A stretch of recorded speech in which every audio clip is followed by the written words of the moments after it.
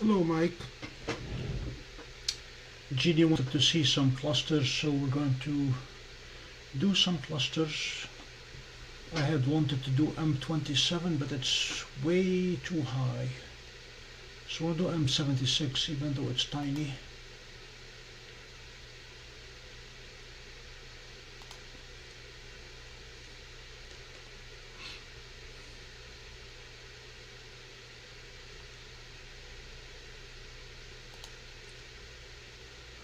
We got a semblance of a comet this morning. Nothing to brag about, but it was there.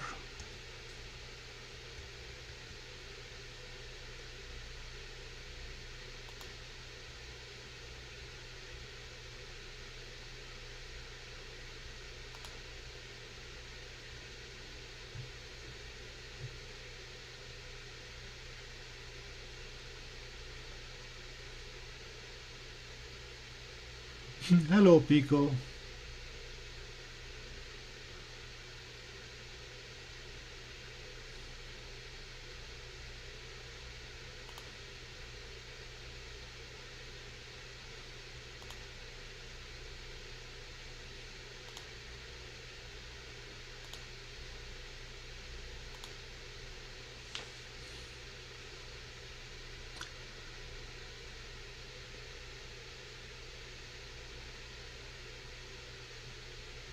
So we're going to sit on M76 and M15 about half an hour each.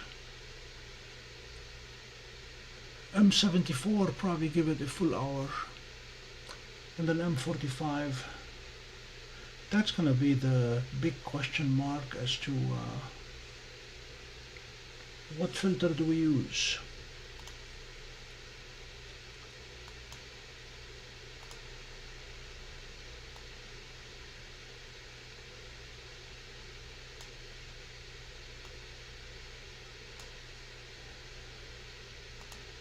So their promise that satellite trails will be detected and deleted, and frames with satellite trails in them will not be stacked.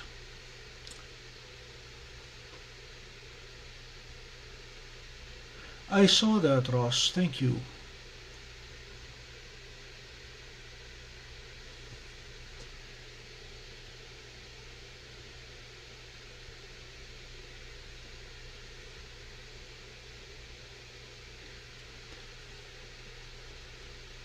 I don't know if you guys heard the good news, but we saved a lot of money this week. Seestar underwhelmed with their S30 unveiling yesterday. It's smaller than the DWARF. And Vaonis saved us a lot. They had been promising a big unveiling on October 1st. Turned out to be a new app, not a new telescope. So that's good.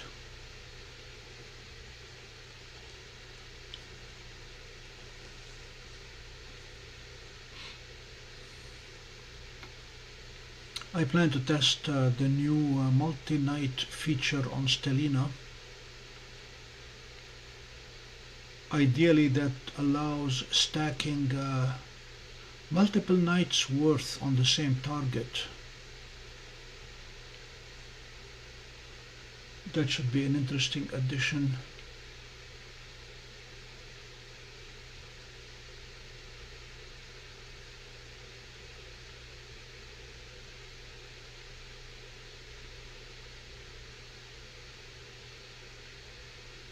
Mike, you were with me in at NEAF. The Seestar folks were very, very clear and unequivocal that they have a large aperture team.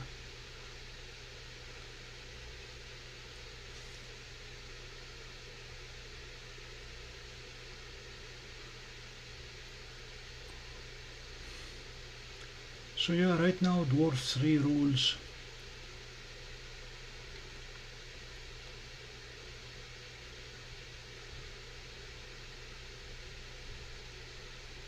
I do want to see what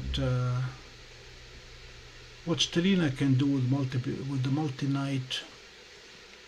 That will be an LDN1235 worthy exercise.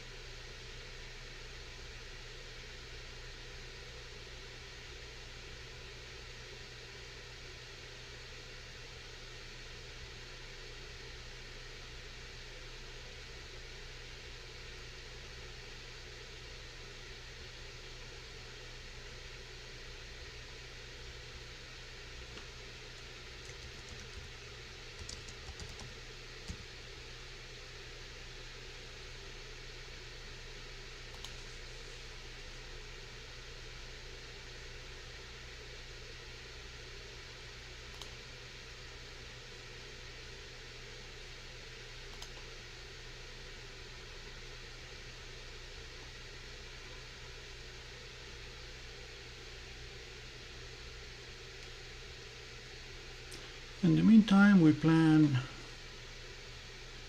an all-hands working group on Thursday to try to fix the 16-inch mead.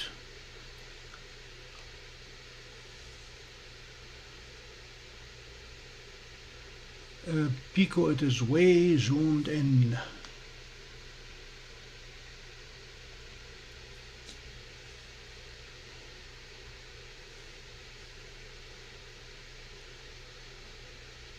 There is a good reason they call it little dumbbell. I tried to go with the real dumbbell, but it had gone overhead and I could not get it.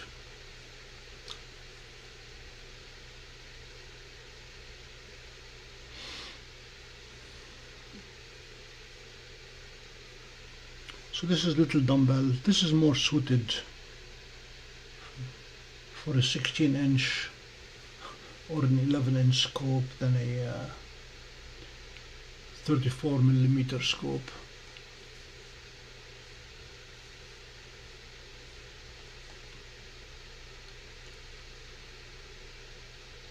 Yeah, I'm dealing with the uncertainty of the weather forecast tonight.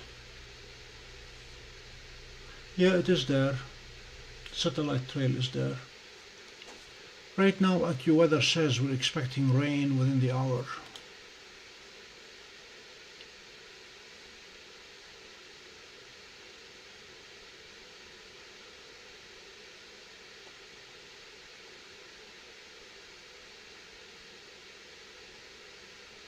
Hi, Zeno. Yeah, Jeannie specifically asked for to see some clusters. So we're going to do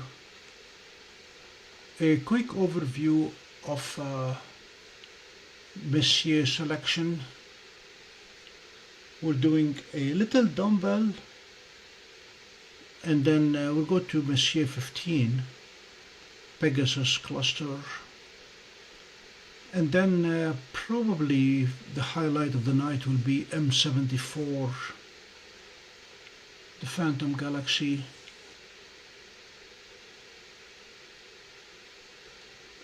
I have seen a Starlink trail once, yes, from my balcony. It has ruined many a telescope image, but yeah, I've seen it once. It was very interesting.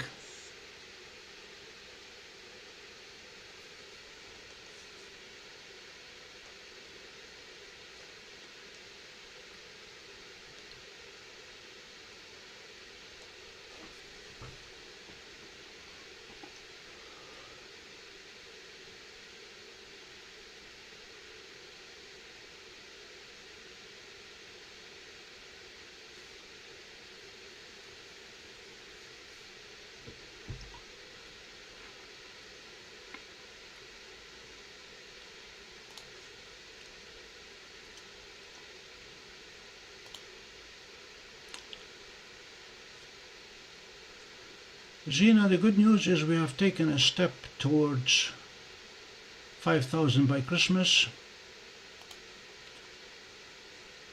We are at 4134, so that's 1/6 of the way towards the 5,000.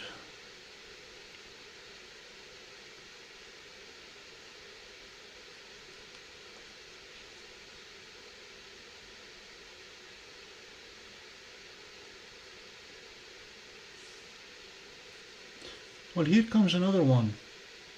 Now we have two trails, one horizontal and one vertical through the image.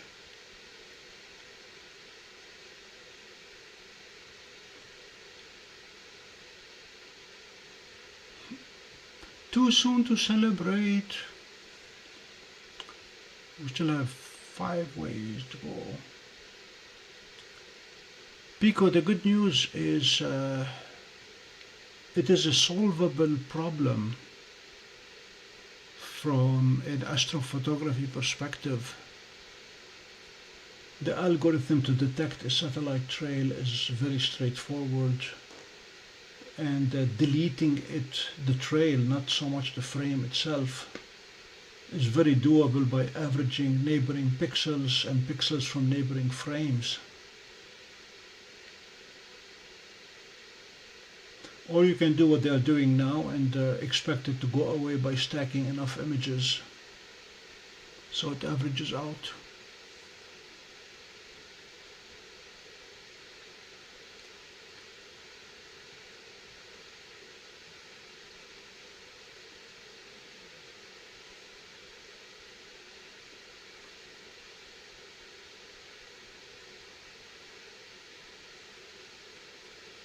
Mike, were you guys impacted by the hurricane, or did it go further south from you?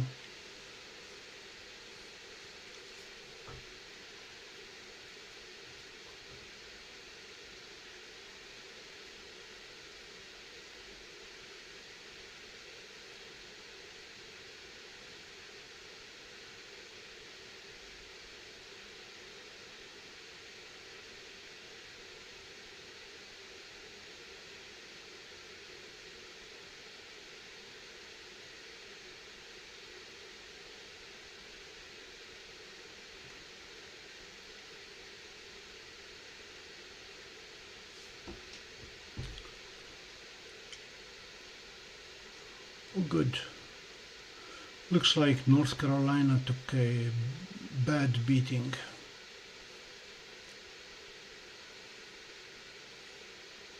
Pico, if you put an @ symbol before somebody's username, then YouTube normally recommends the rest of the name, and if you click on it, it will highlight it.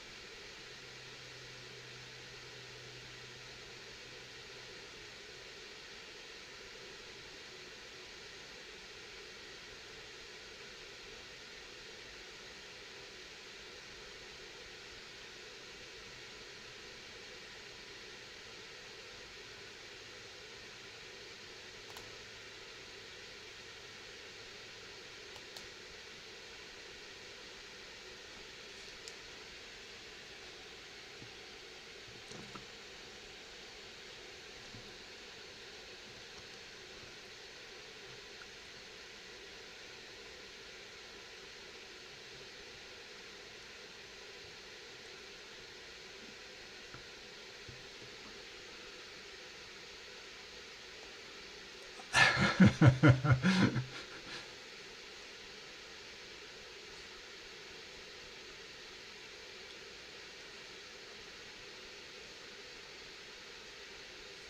have not tried tracking targets at night with the dwarf.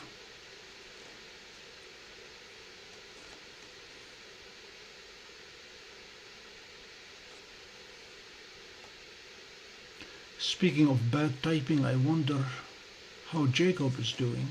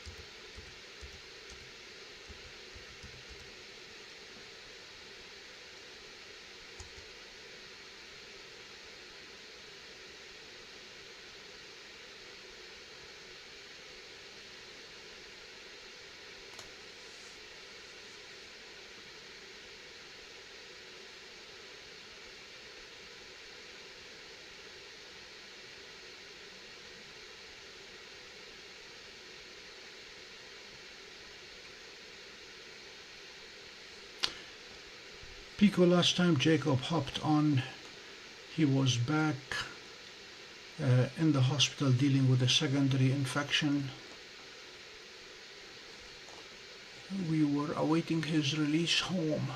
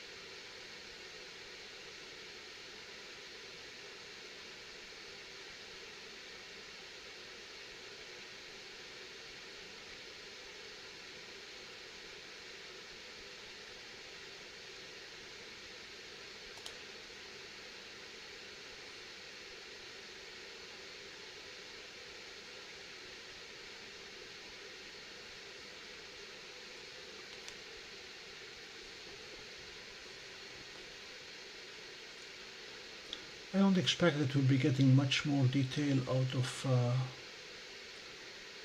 M76.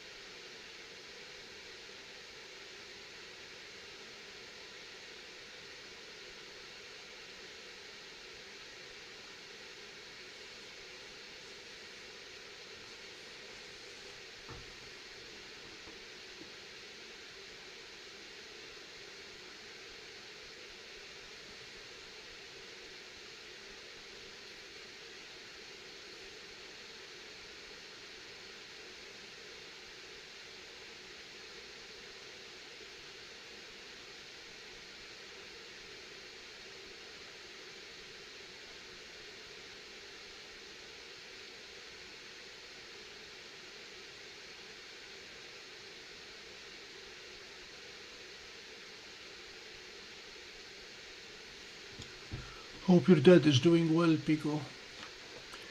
When I was a student in the UK, I was the beneficiary of the National Health Service.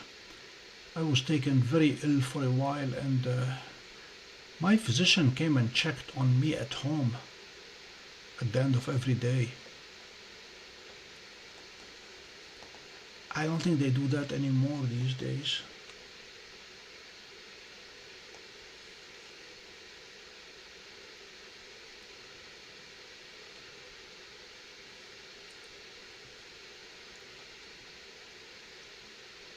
So it looks like there is no new telescope for me this year, just the Dwarf 3. I was really hoping for a large aperture Seestar, and I got excited about possibly a new Stellina.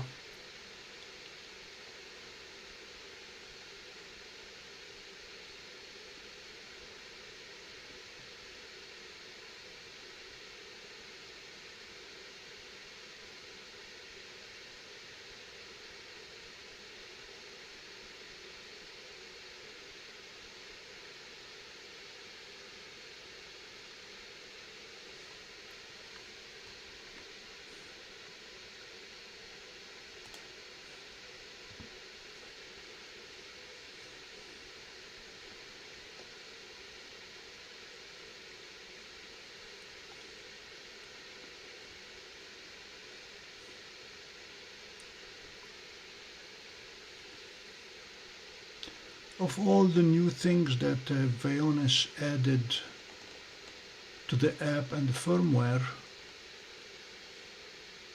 the only thing that really excites me is the multi-night option. So after you stack for a couple 3 hours on a target, it will save the fits file, and you can resume the session the following night or any night later, and it will align and continue stacking from wherever it left off. That's where Stellina has the advantage of the rotating sensor that allows them to do that with impunity.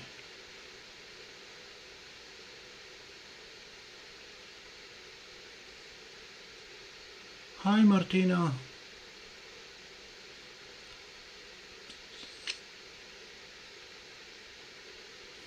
Wie geht es Ihnen?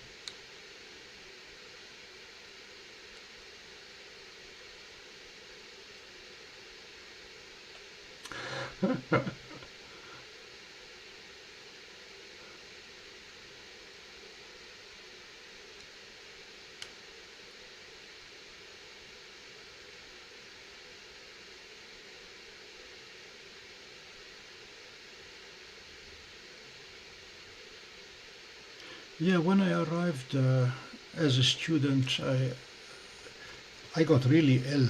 They never knew what it was, but I lost a lot of weight and I was very, very weak. So my doctor said, we will come to you. And they did for several days. I still remember, I mean, this is ages ago. I still remember my very first walk out of bed into the sunshine.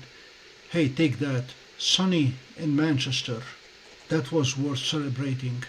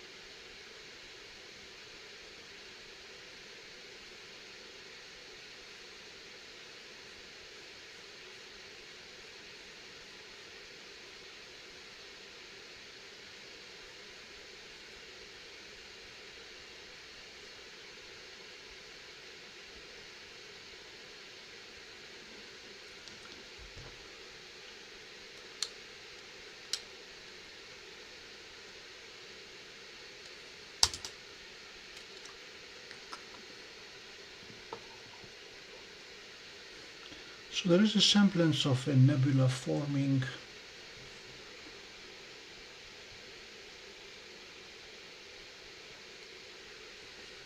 I should say a semblance of a dumbbell.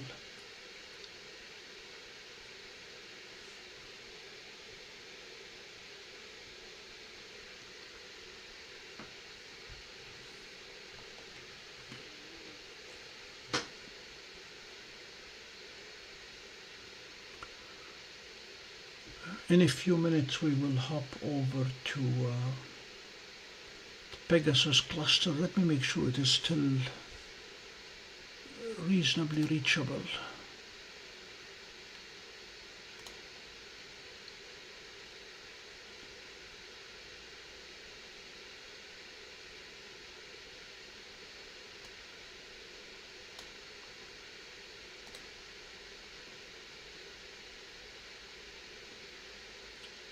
Right now the plan is to be on for 3 hours, till about 11.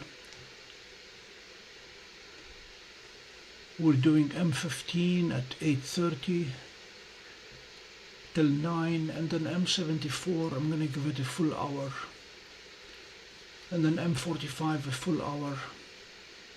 Although here for the M45 I will be seeking advice from you all as to whether we should use a filter or not. We can try it multiple ways, but I'd like to pull out the nebulosity in M45.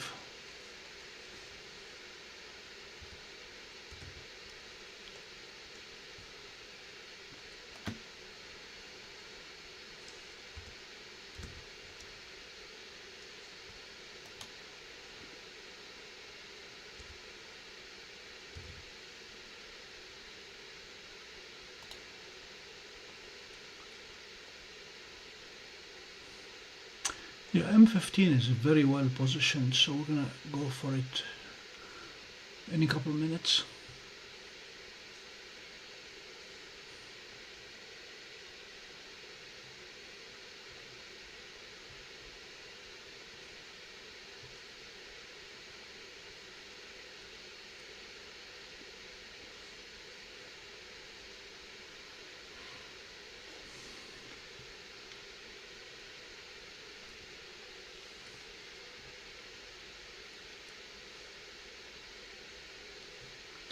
To those who just joined us, welcome. This is the Pompey Observatory, arguably one of the most prolific live streams of deep sky objects and astronomy on YouTube.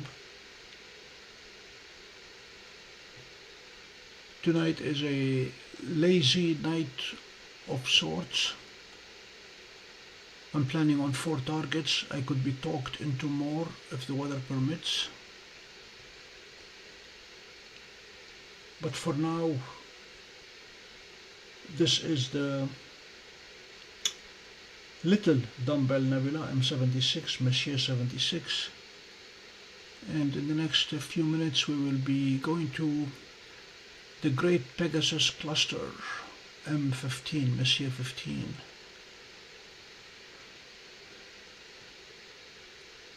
M15 is at the request of Jeannie K,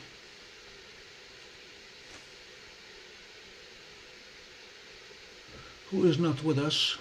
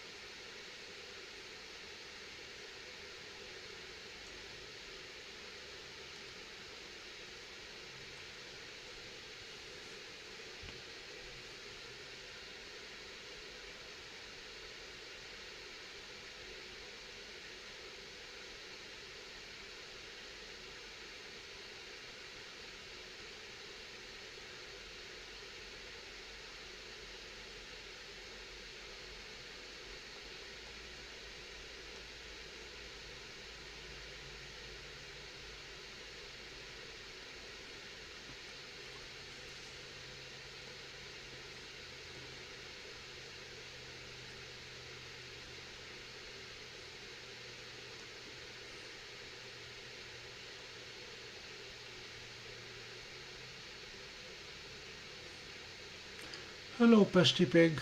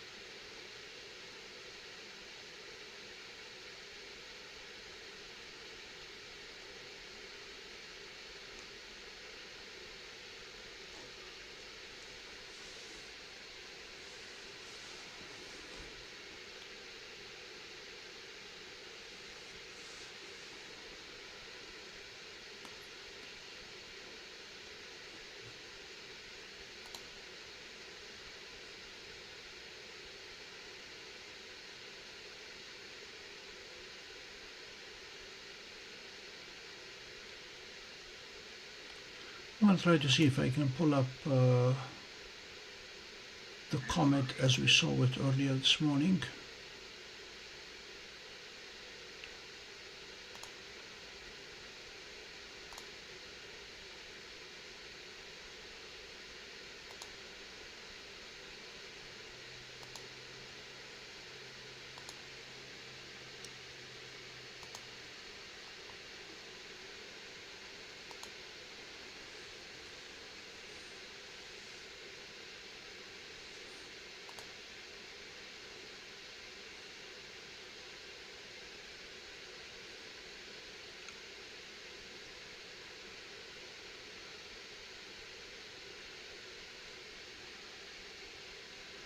So this was the comet as we saw it this morning. Again, nothing to write home about, but there she was.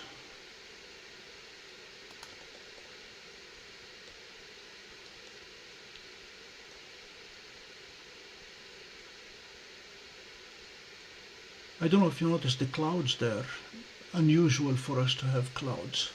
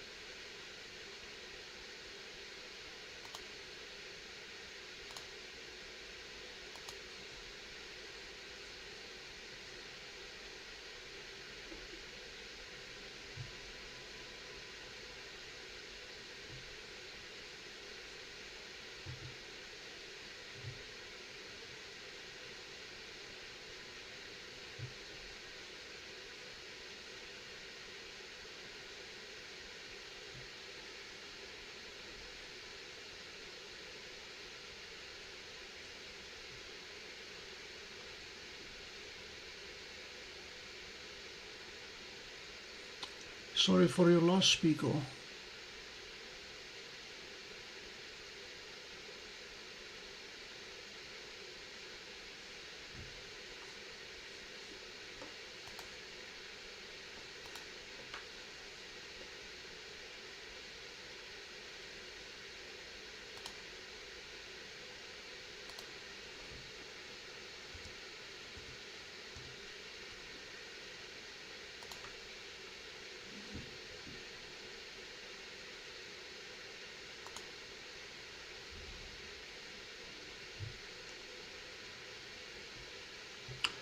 So that was our comet this morning.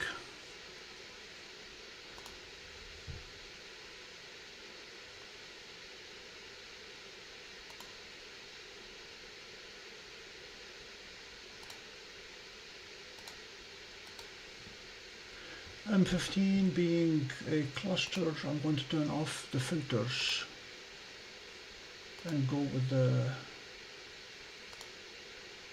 straight visual. I'm going to stick with the preset so I don't have to retake darks.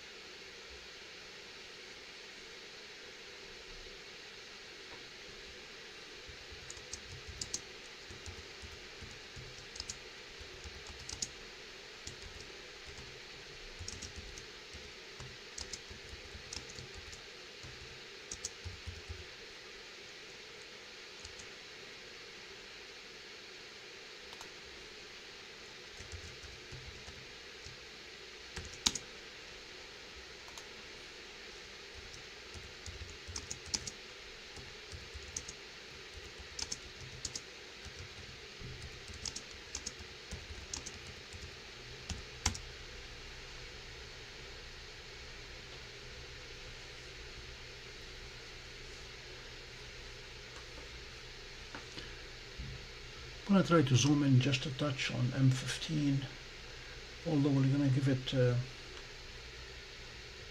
time to fill.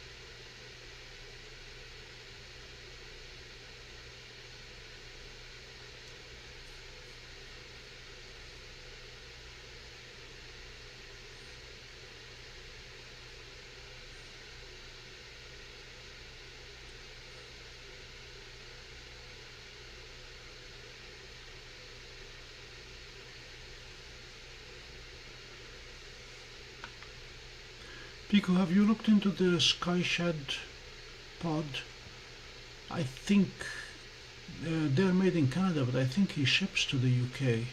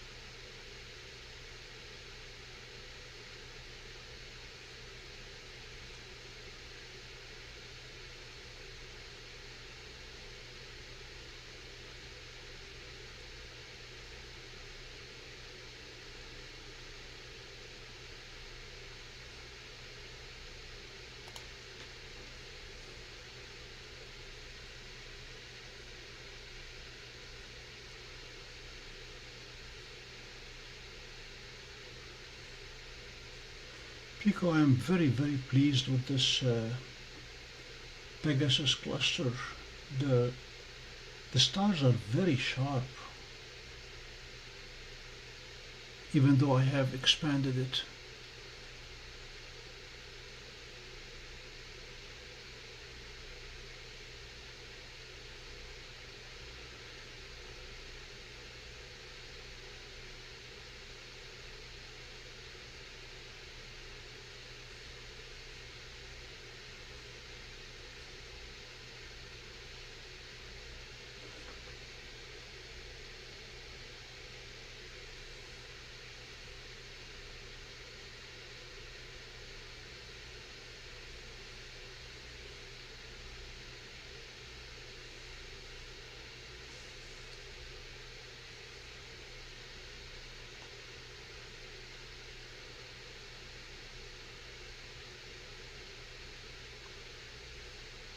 I wonder where Jeannie is.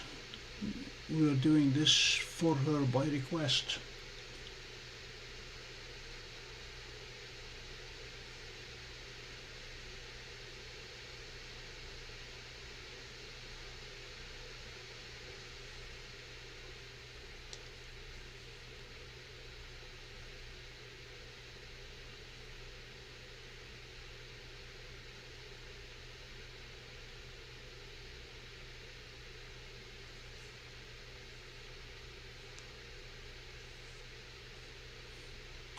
One of the big benefits of the dwarf over a Seestar is calibration against a dark part of the sky and then go to anywhere else. And this morning's comet was a good proof. It did not try or need to plate solve into the woods while the comet was still below the horizon. We plate solved against dark sky and then went straight to the sunrise.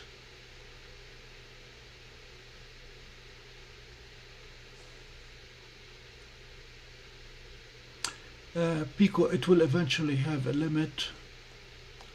It gets to a point where it will no longer improve, but we are nowhere near it at this point. This is where I am looking forward to Stellina allowing multiple nights on the same target. to see what is really the limit before we get any further improvement.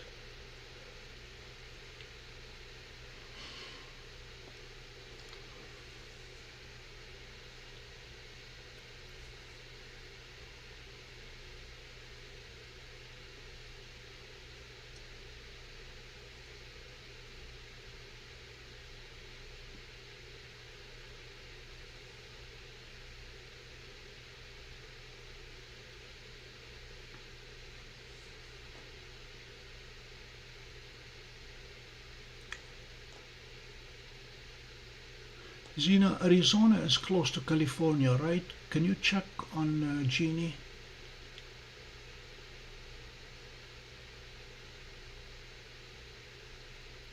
Pico, it is possible with dwarf if you are willing to do the work. Dwarf will save all the individual frames night after night, and then you will need to pull them off the dwarf and then stack them on your laptop or on your desktop on your computer. Stellina, the new software release as of today, will allow you to keep the last frame and then resume stacking from it the following day.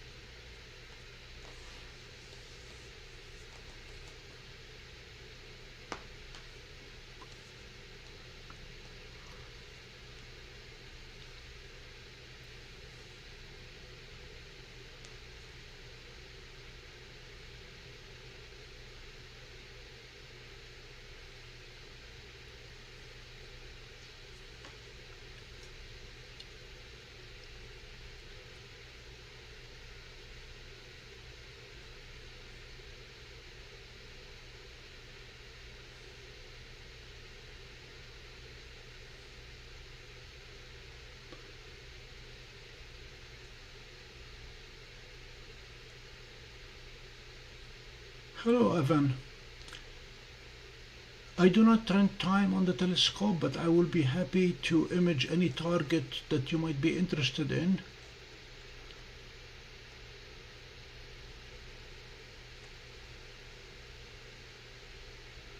Where are you located?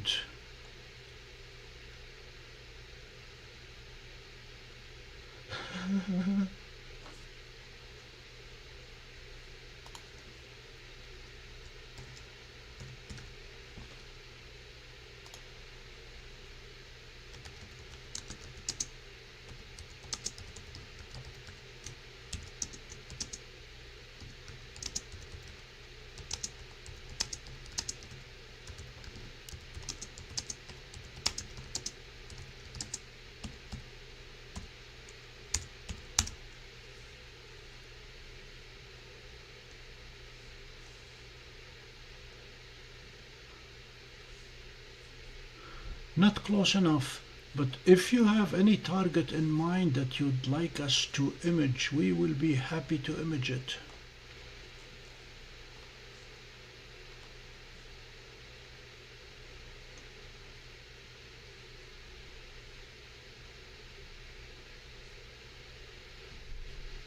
Zena, the pink one in the middle, that's from Jacob, right?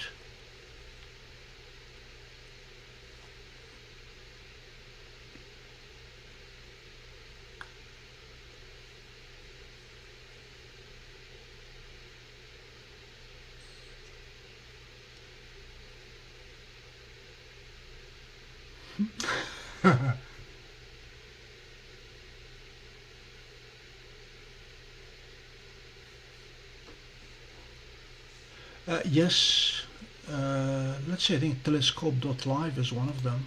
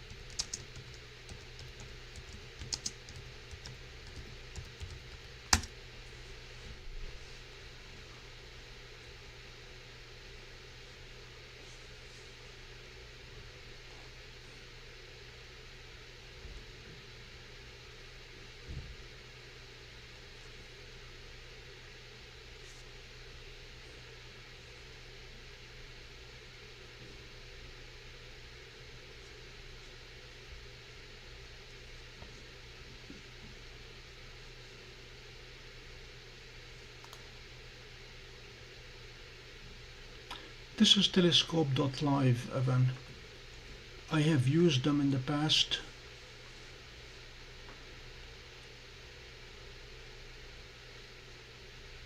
And let me see if there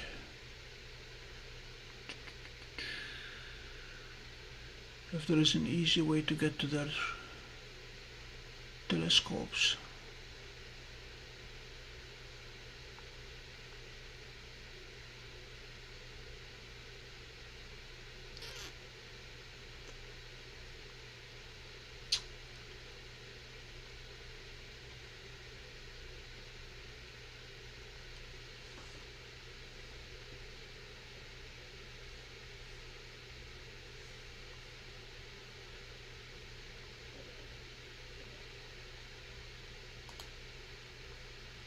No, the $9.99, this is the default total for M15, for Messier 15.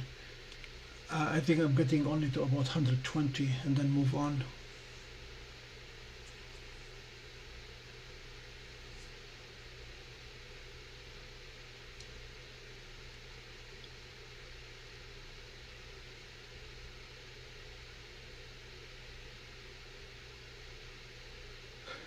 Hello, Jeannie.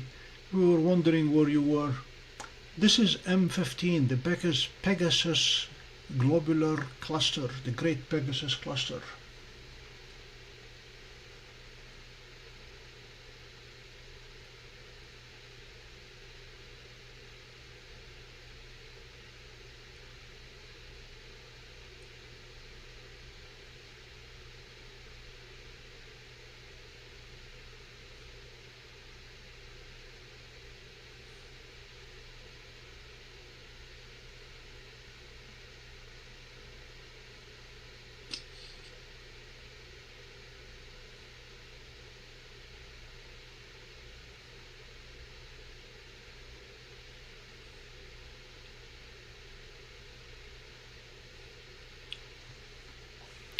Evan, we are located in Bortle 4 here, not dark enough, but we try to go live as often as clouds permit, so please join us. And if you ever have a specific target in mind and configuration, just tell me what telescope you would like to try it on and I'll gladly configure it.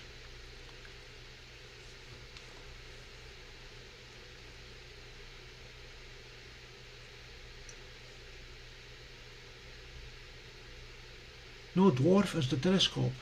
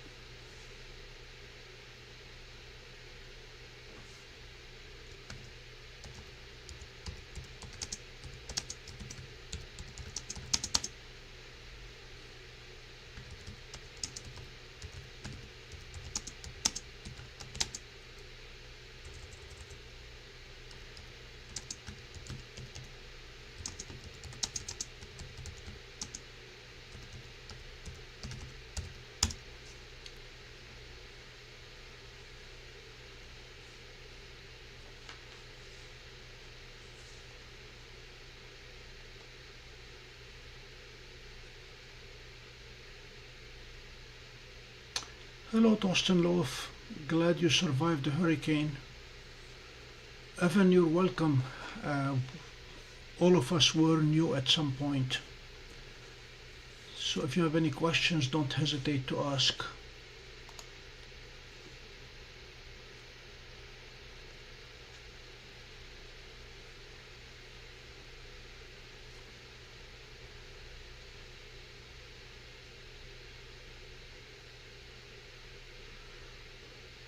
Hi, RJ. So far we have taken 80 frames, and these are 15-second exposures. That is M15, the Pegasus cluster.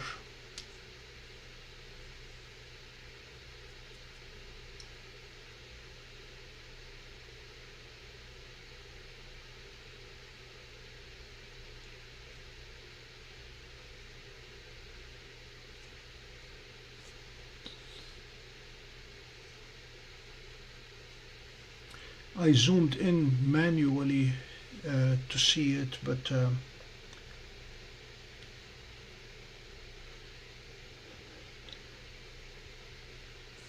this is what it really looks like in the 1 degree by 3 degrees field of view of dwarf 3.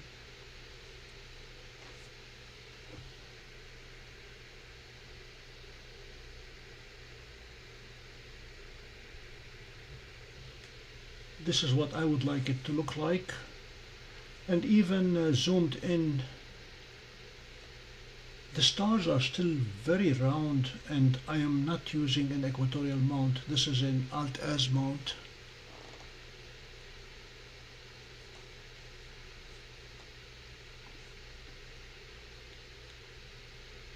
Right now I plan to stay on this till we have half an hour of stacked, and until Jeannie says that she likes it.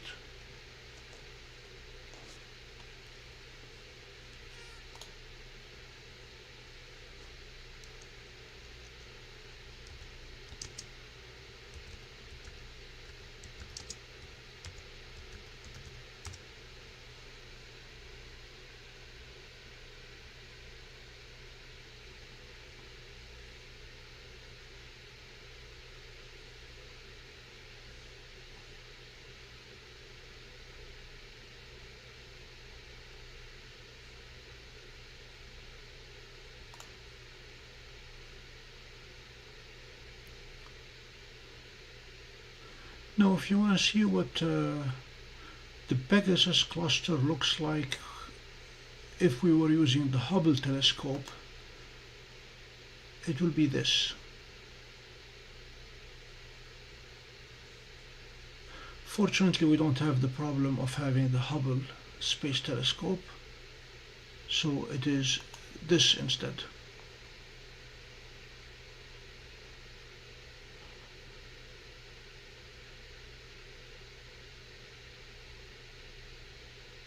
RJ, let me see if I can find an M15 that I took with Seestar a while back.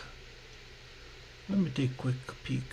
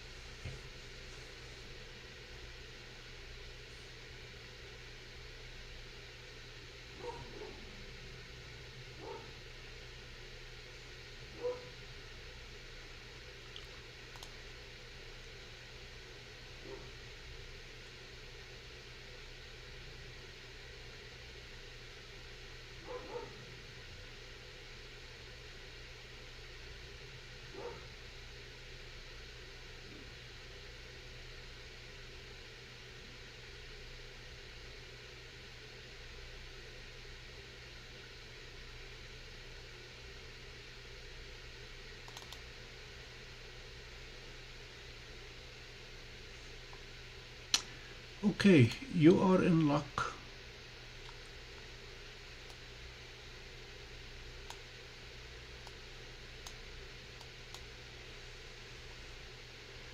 Okay, this is M15 with Seestar plus 2 Starlink satellites. I zoomed in to about the same zoom as DWARF. Otherwise, without any zoom, that will be M15. This was taken last month.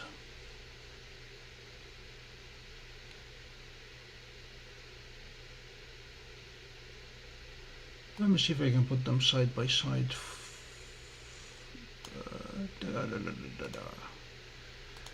All right, help me out here.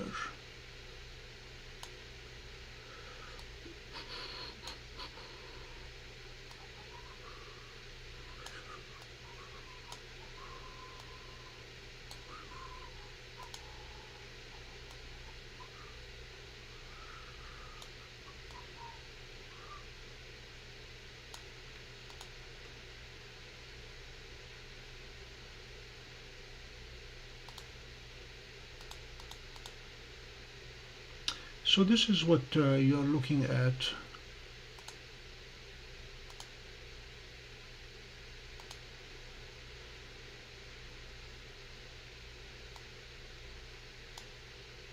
Not a very elegant way to show them side by side.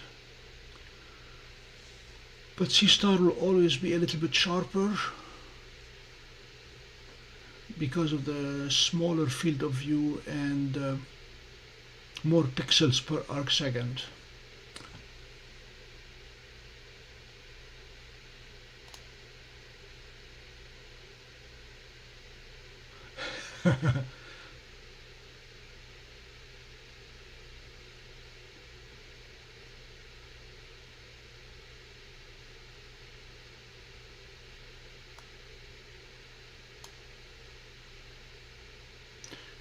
RJ, this is about the right scale, and Seestar obviously is a lot sharper.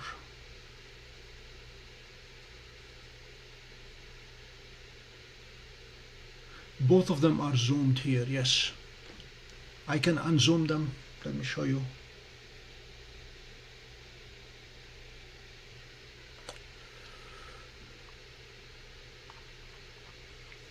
This is both of them unzoomed.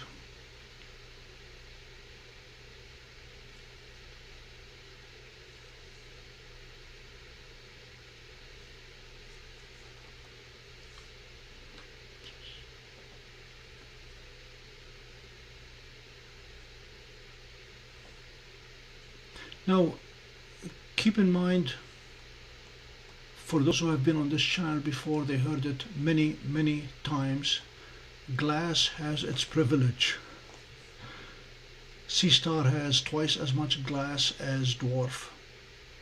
And aperture 50 millimeters versus 34 makes a big difference. And this is the big difference that you're looking at.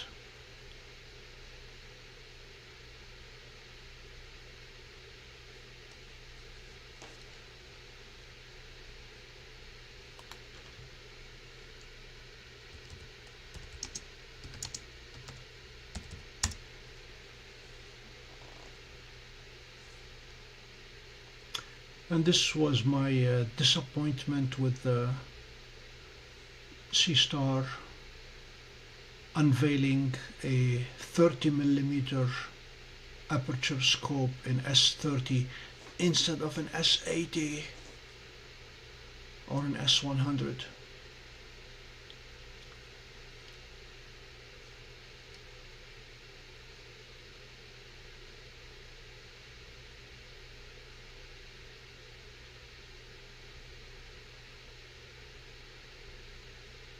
Pico, the answer is yes to all of the above.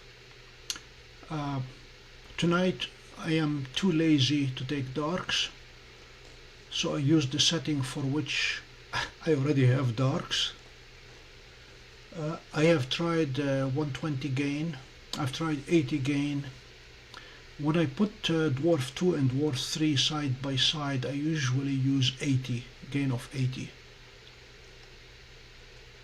But for these reasonably bright targets, gain is not an issue. Okay, I'm going to put Seestar away for a second.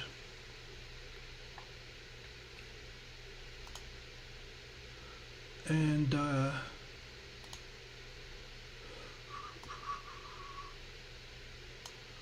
we'll give Dwarf its full window.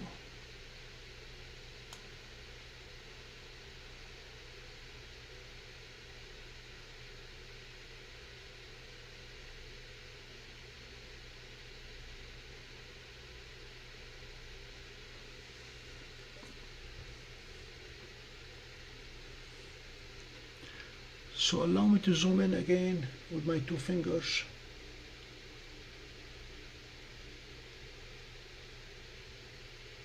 I mean, still it's a very beautiful target,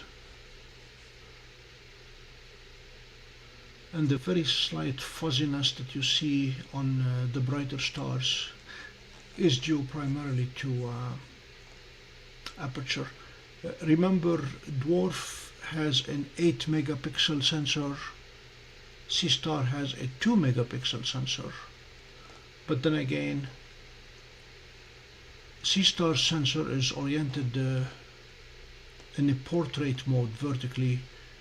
Dwarf sensor is oriented horizontally, landscape mode, and even though it is 4 times as many pixels, it ends up being fewer pixels per arc second.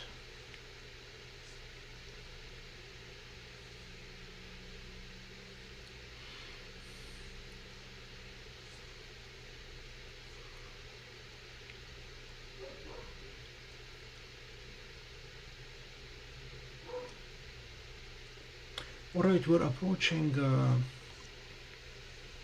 the end of this session.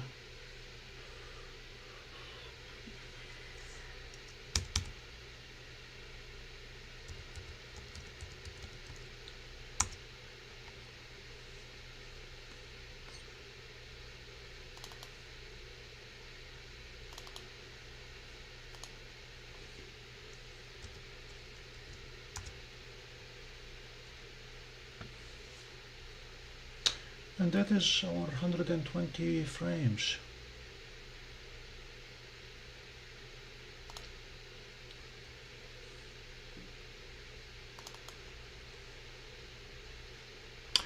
Now, let me show you what M15 looks like with a slightly bigger telescope.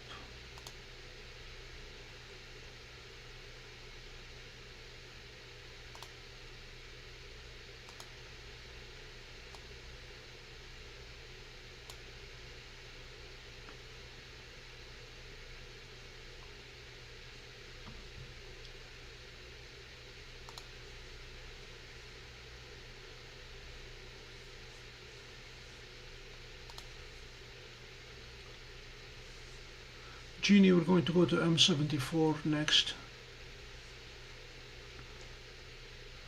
RJ, just give me 1 second. If you are nearby, I'll gladly give you a tour. But you probably heard one of the tenants barking a minute ago.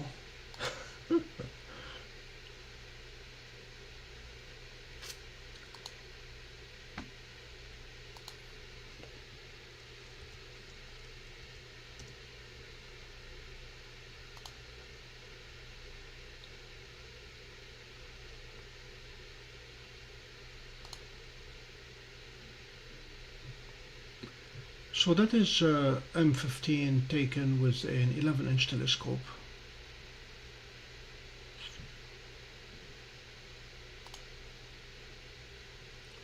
Now we're going to M74. And I'm going to turn off the astro filter. I don't think there is much that needs much in infrared there. And I'm going to stick with my lazy theme for the night and go with 15, 60 and 4K. Let's see what we get.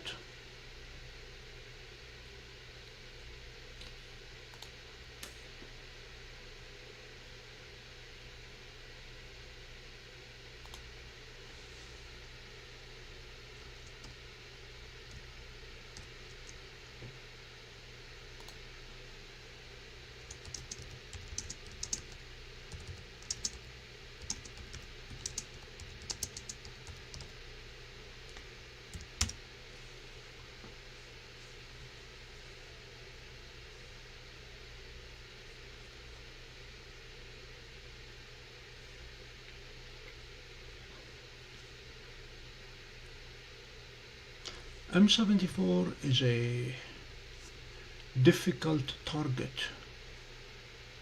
but I hope it's going to be worth the wait. It's going to take a while. We're going to stay on it for a good hour.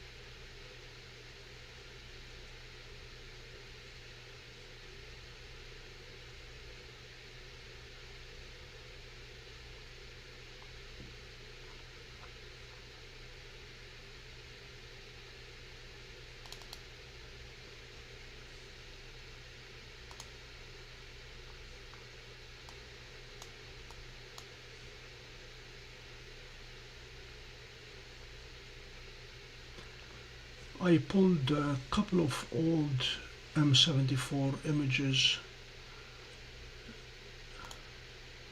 This was M74 taken with the Seestar.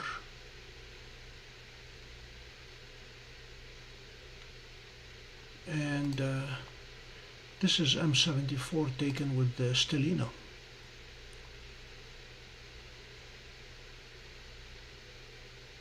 Neither of these is processed. That is, both of these are raw images of the telescope.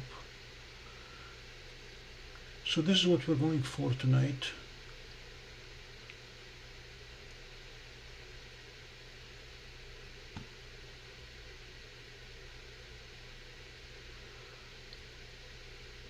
And let me show you one more.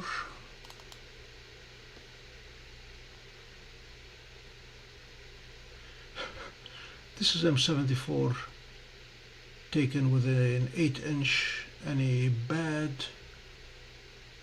Canon camera before I moved into astronomy dedicated cameras.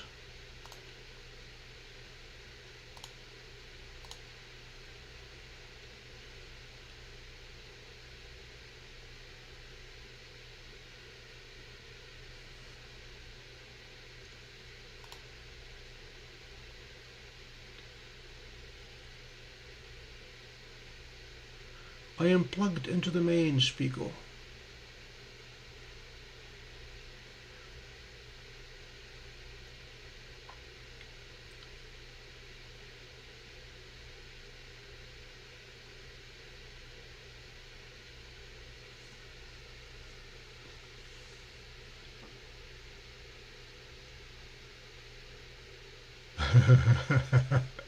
No, I am not equatorial mode tonight. Did I mention earlier that this is lazy night because cloud and rain are nearby, so I did not feel like setting up? Dwarf 3 is literally sitting at my windowsill, right outside my window.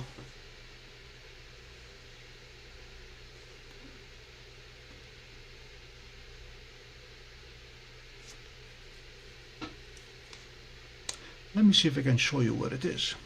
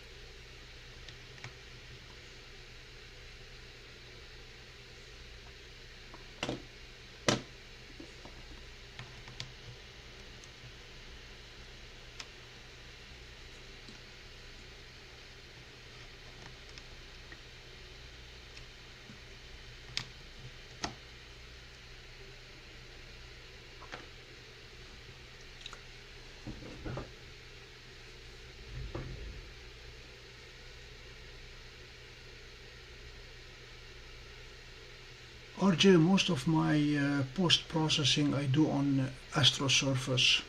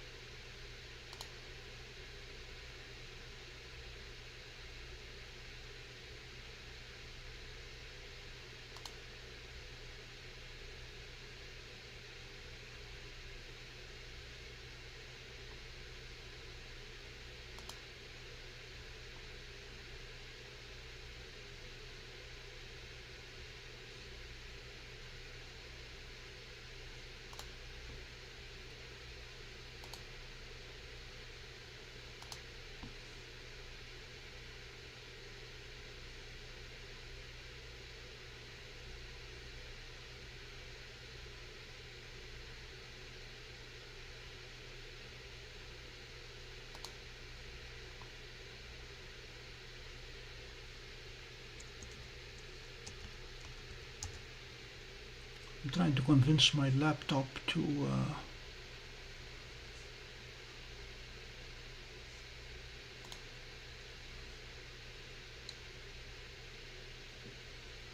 all right, we're making progress.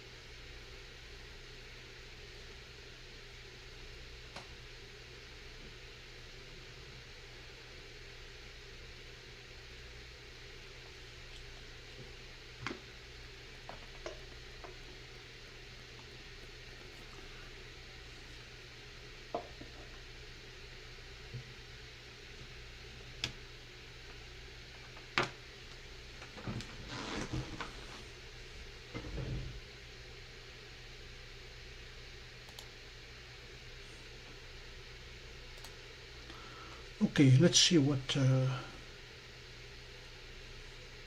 Welcome back, Zena.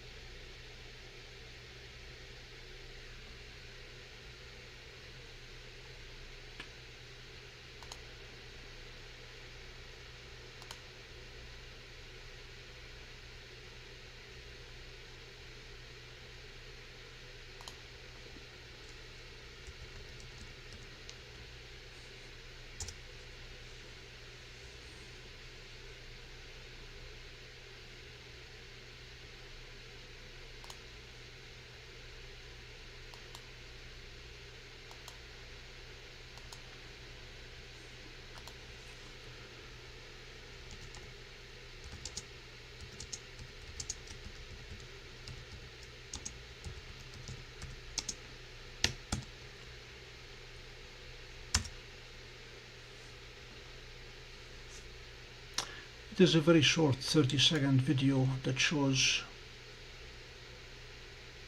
another bracket.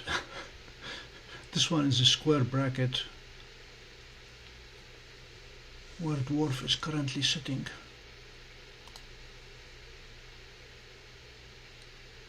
Zena, we are targeting the phantom galaxy M74.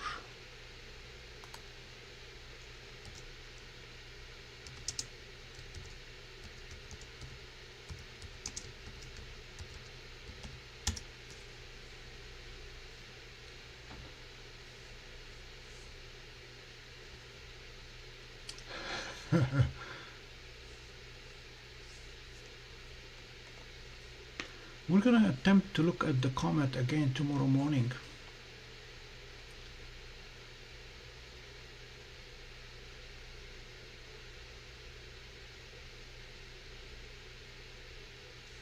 The plan for tonight is to give you a flavor of the four main categories of deep sky objects. I picked them all out of the Messier catalog. I wanted to do M27 Dumbbell Nebula, but it was not to be.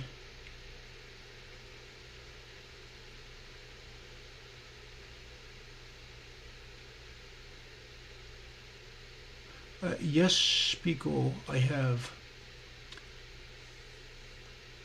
The display that I'm using is a 4K display, which is the full 8 megapixels out of DWARF. However, YouTube is sending it down as 1920 by 1080. It is degrading it by a full factor of 4. The image that I'm generating is 8 megapixels, the one that I'm sending is 2 megapixels. So it is majorly degraded. I tried pushing the full 4K a few times, but there were more problems, technical problems, than justifying the effort.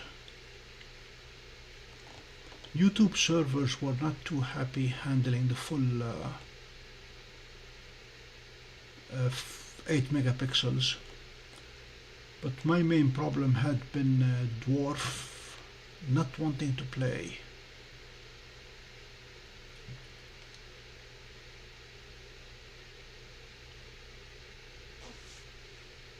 Now, did you know that I am able to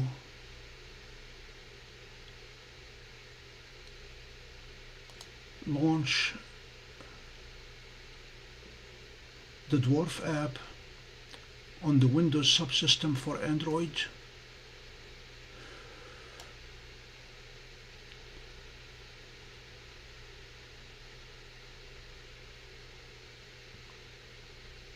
And let me show you what we're doing here.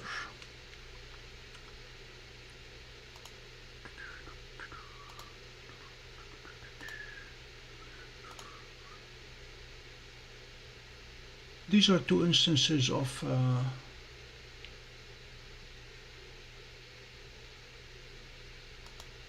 DWARF.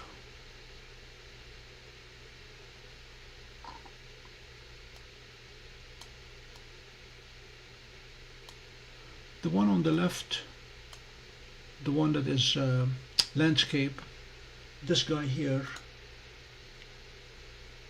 this is obtained from using screen copy from a tablet.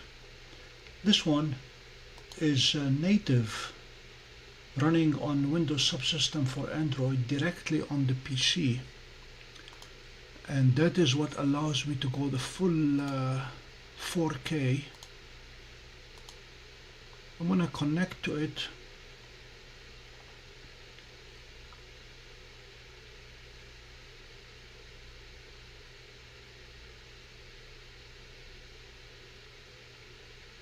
And I don't need to do anything. As soon as I connect the laptop to the Wi-Fi of DWARF, it will go into photo mode.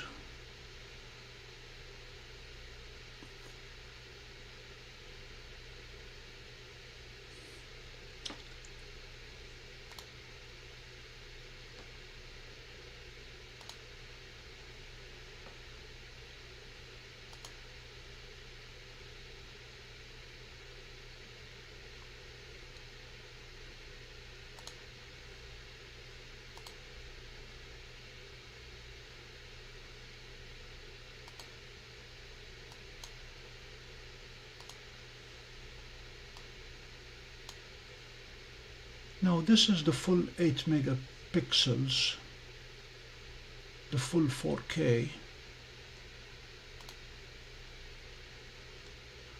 and I'm going to attempt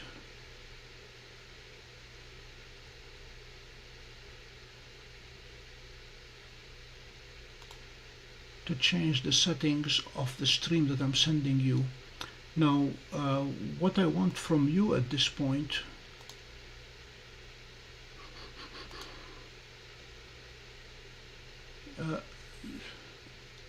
I'm going to interrupt the stream only momentarily and go right back.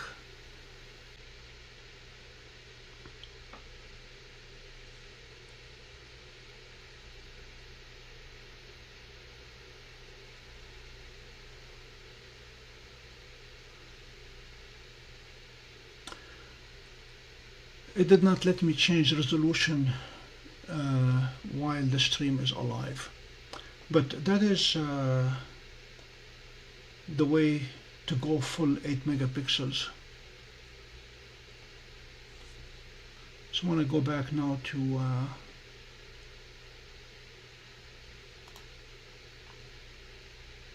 the tablet, and since they don't make tablets that are 8 megapixels, we're stuck with the 2 megapixel resolution, unfortunately.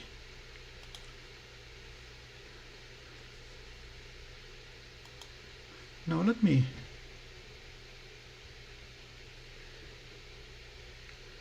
I'm going to try to do a side-by-side comparison here. This is the 8 megapixel and that is the 2 megapixel 4K versus HD.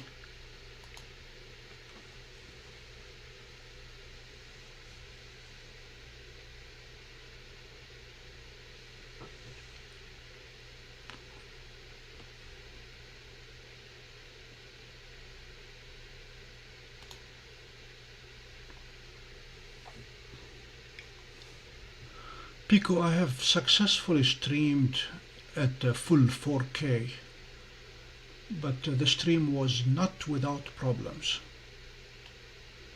For one thing, DWARF app running on Windows subsystem for Android is erratic at best. Kept losing connection to the scope, even though the scope is literally sitting outside the window.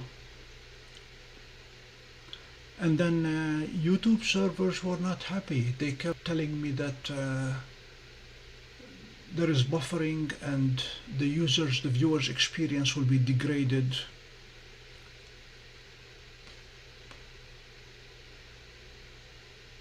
So sorry for a very long answer to your simple question of how good is the picture.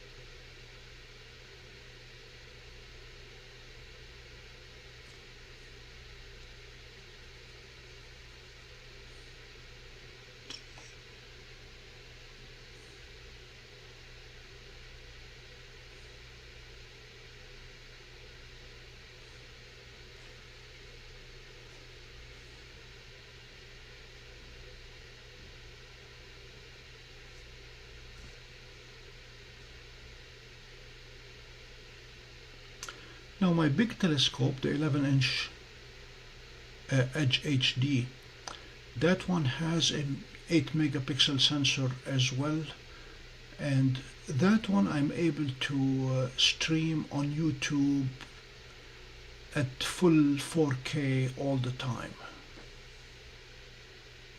But there we're talking about a substantially bigger and more extensive hardware setup than a DWARF.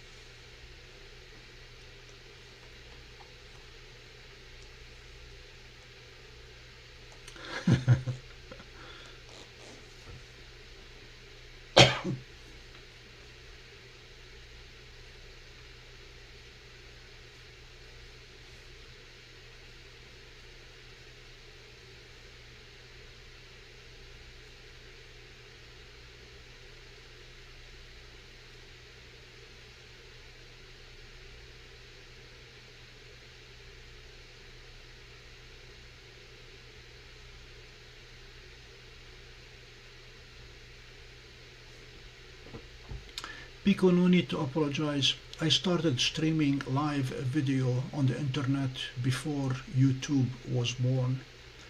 My first successful live video stream was in 1997. I put on the Canadian Olympic trials in track and field in 2000. Live on the internet, 4 separate streams. We did every single track event, every single field event, all of them live streaming on the internet in better than TV quality, and this was 24 years ago. So yeah, I've lived in this world for a very, very long time. I wrote my own codex in the 1990s, to be able to get live video on the internet. And that's when many people were still using dial-up, and we were providing them live streaming video at 56K dial-up modems.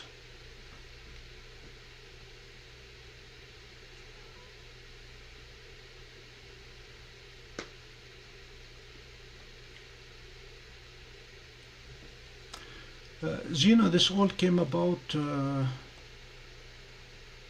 after going to the Olympics 1996 in Atlanta. We were fortunate enough that my sister-in-law worked for IBM, and IBM gave some of its employees tickets to the Olympics. So loaded the kids in a van, drove all the way from New York to Atlanta, and I became very frustrated with NBC with their lack of coverage of track and field in the Olympics. By the way, surprise, hasn't improved not a bit in 28 years. NBC's coverage of athletics doesn't come anywhere near where it should be. Now, I used to listen to football games in the UK, Manchester United, on the radio, and that was a more fulfilling experience than NBC covering track events on TV. So I knew I had to do something about it, and since the internet was my domain, my world, in 1996 I found myself sitting on the floor at Manley Field House with a laptop and covering an indoor track meet, and the rest is history. Both ABC and NBC tried to shut us down repeatedly.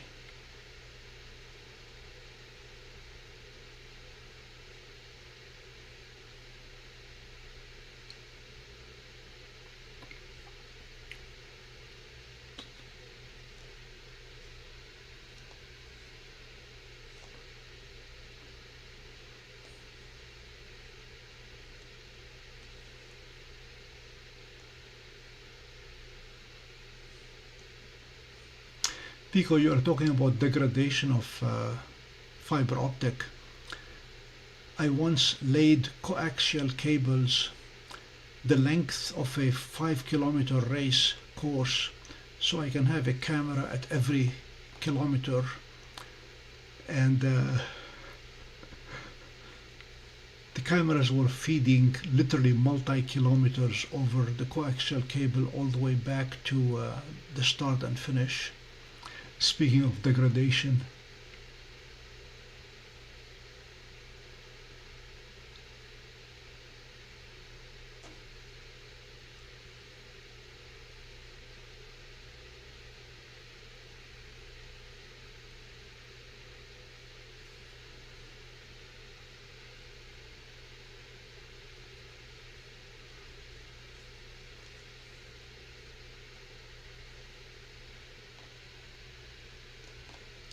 so this is the Phantom Nebula, Phantom Galaxy starting to take shape.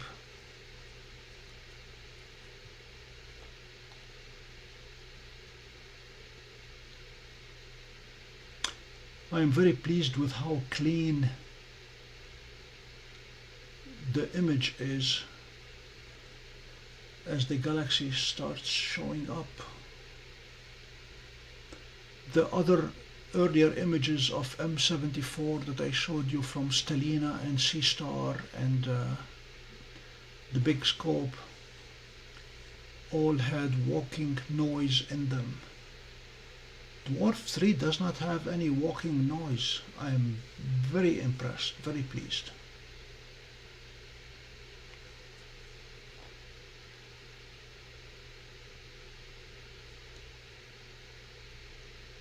Torsten Love, if you're asking me, it was baseband video. Camera to coaxial cable all the way multiple kilometers. Yes, I laid 1.5 miles of coax through a ditch, through a stream, and you could still recognize the runners. The high frequencies were not good, but the reds were redder and the greens were greener, because I tried to saturate the individual colors in RGB by using fewer bits.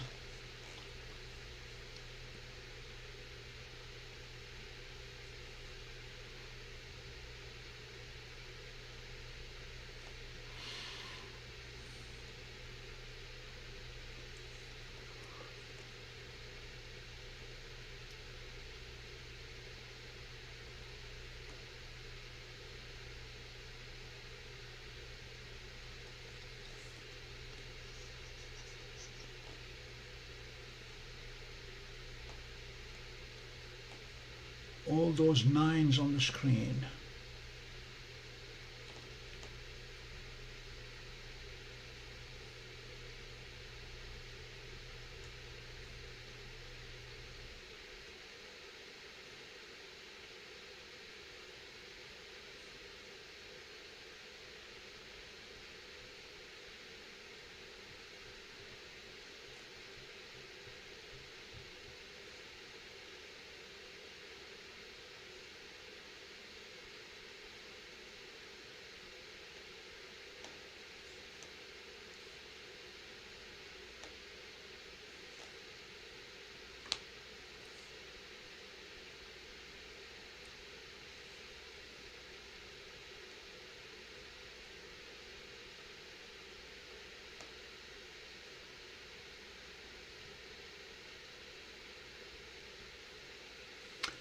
The arm of the galaxy is starting to show, at least the lower arm.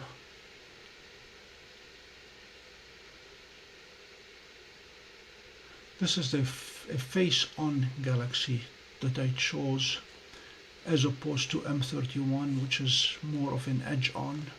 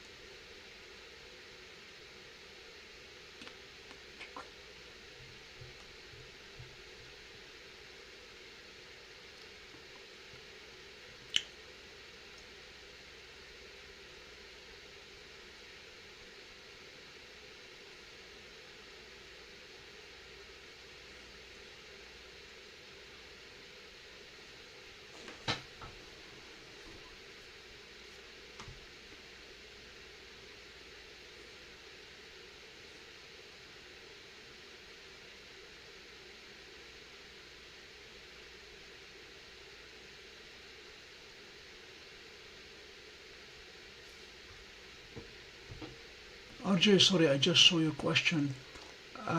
Yes, I plan to go after 2024 PT5.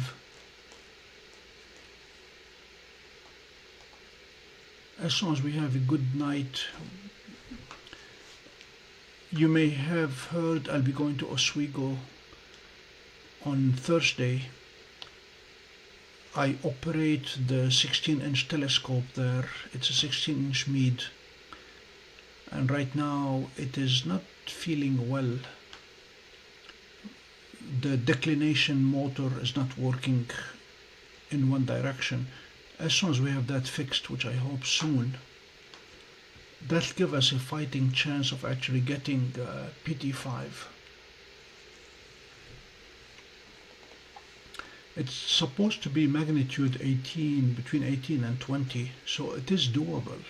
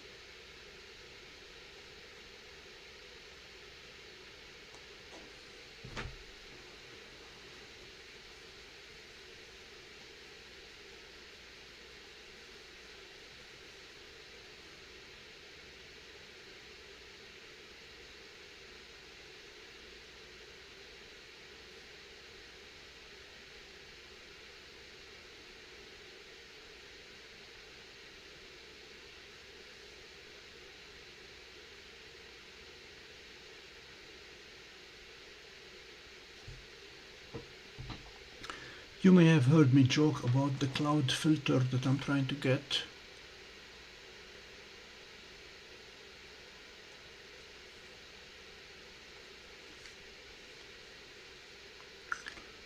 Okay, Pico, let me see.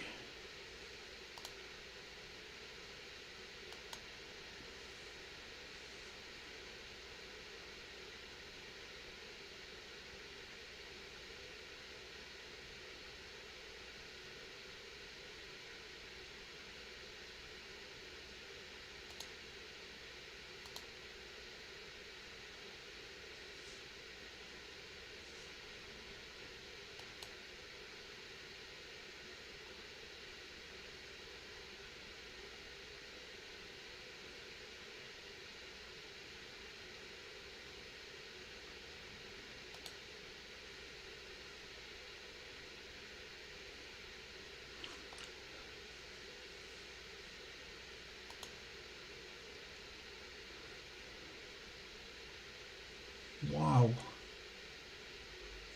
I'm looking at the picture that you sent, Pico. Very nice. So those windmills, wind turbines are standing in the water. Okay.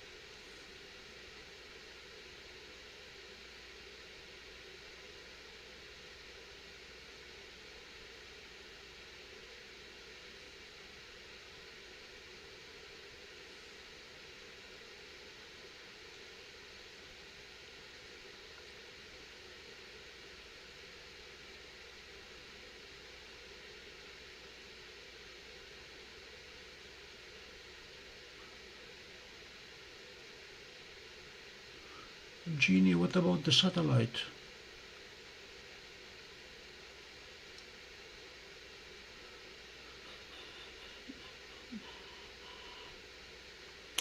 I received a suggestion for a Halloween themed series of targets, and they include the Ghosts of Cassiopeia,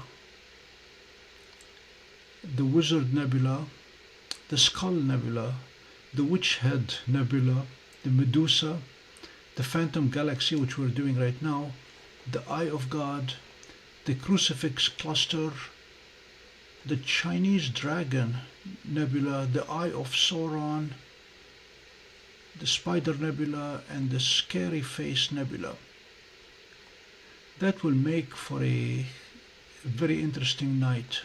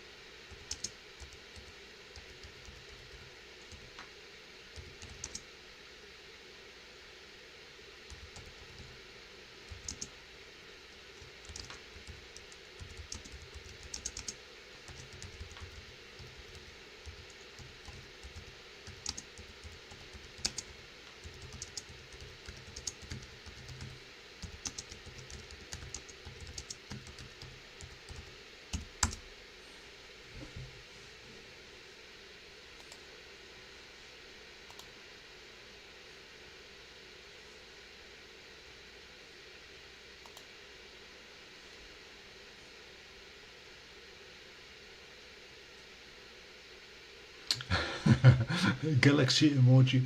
Satellite will work.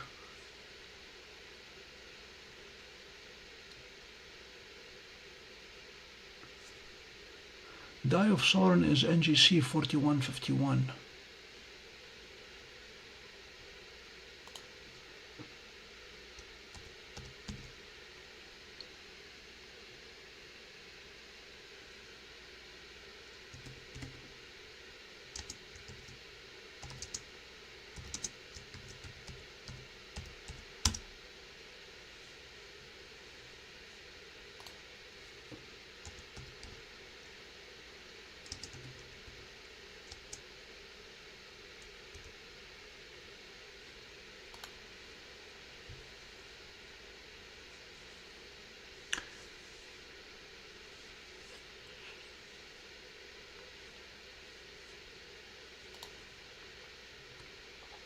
Okay, let us plan then on a Halloween themed evening. I will look at that list one more time and see what would be the right order.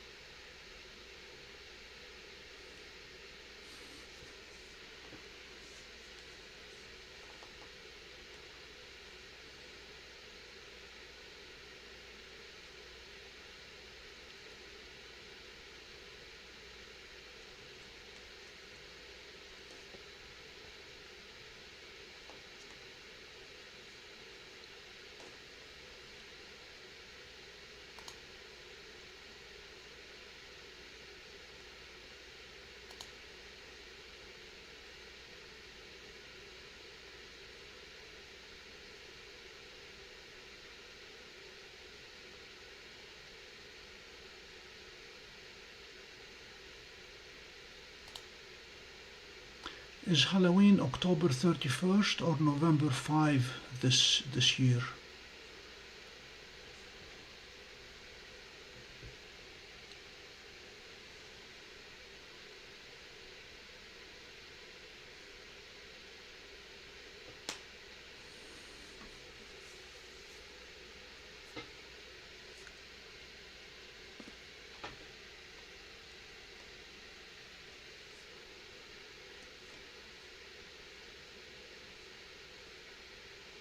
Because this was an inside American joke.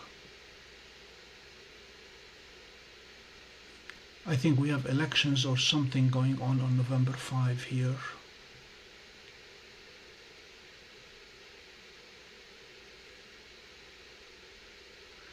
Jeannie, get to the program. I'm joking about the elections.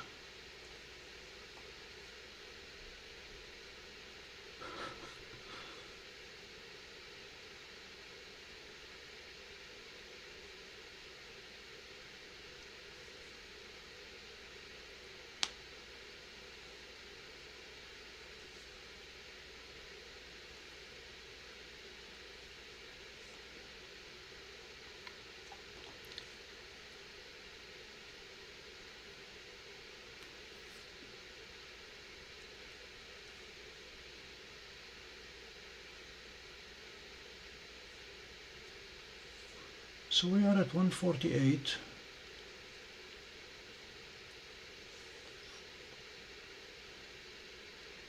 We have ways to go.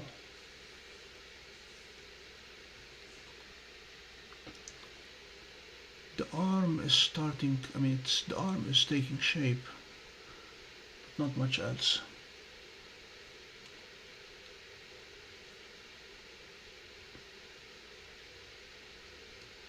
My original intent for the Phantom Galaxy is 1 hour.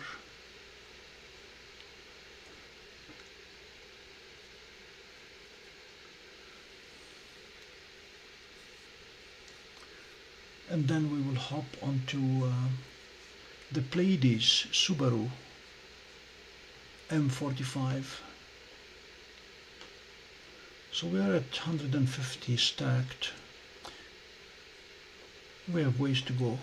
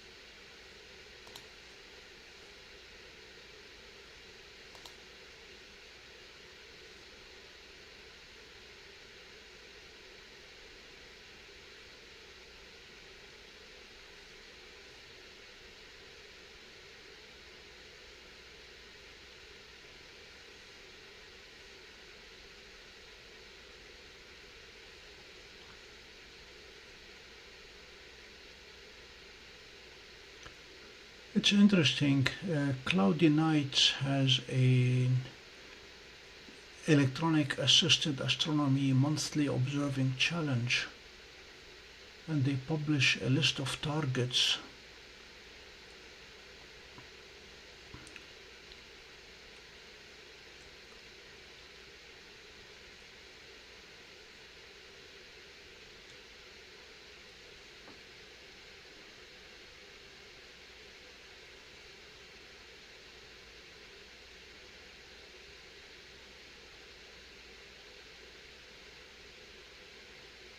Ouch.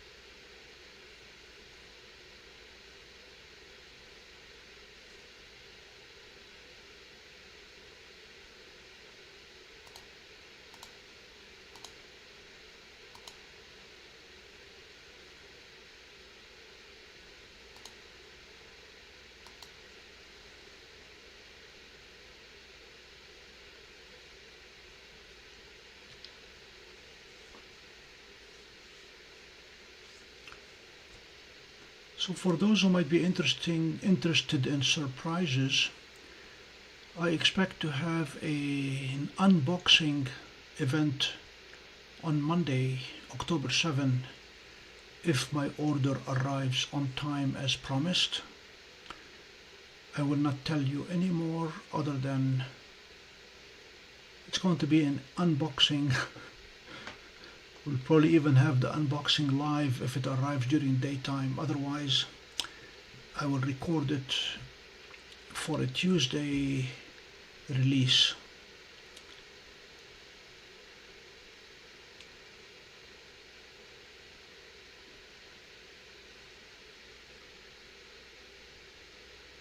No, it's not the Seestar S30. Oh no.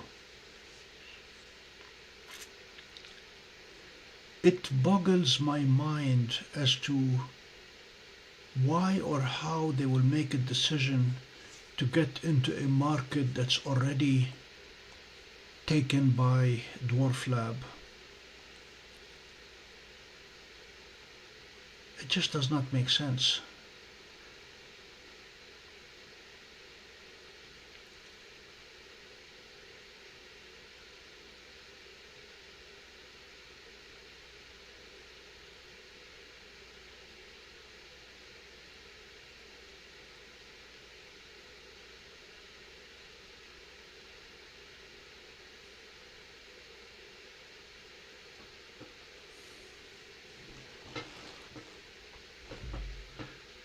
Pico, you did get the number 30 correct. My new product has a 30 in it, but it's not an S.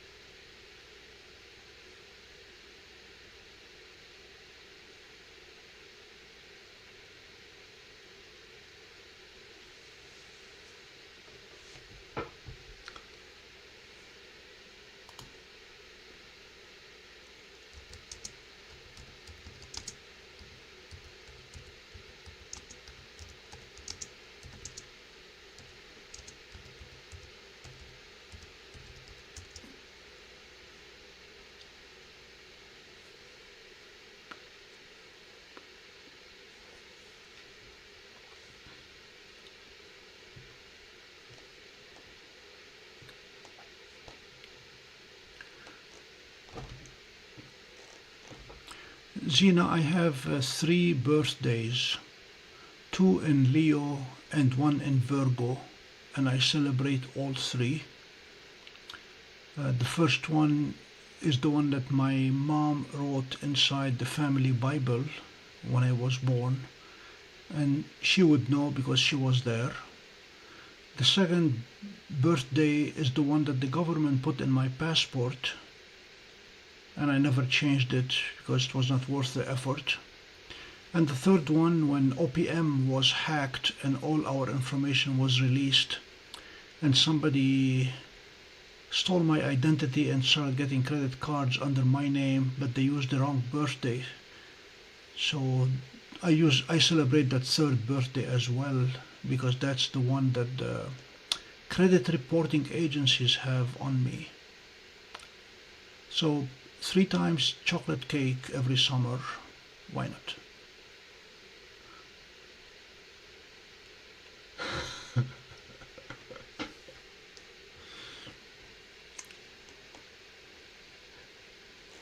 It's not the telescope that I am unboxing next week, that I can tell you.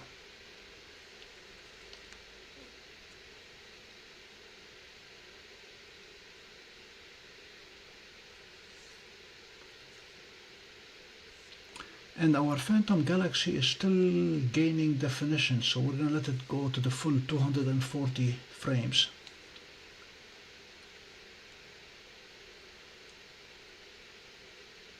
Zina, what's not funny is they found a house in Calumet, Illinois that was abandoned, and they used it as the mailing address for my new identity.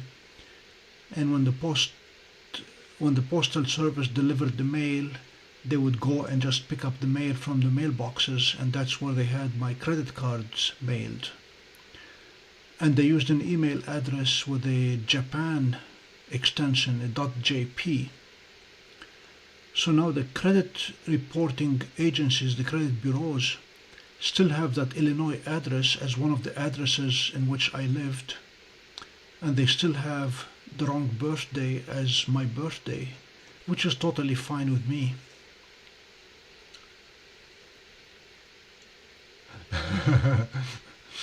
No, not 3 scopes. All I get is chocolate cake, which is fine.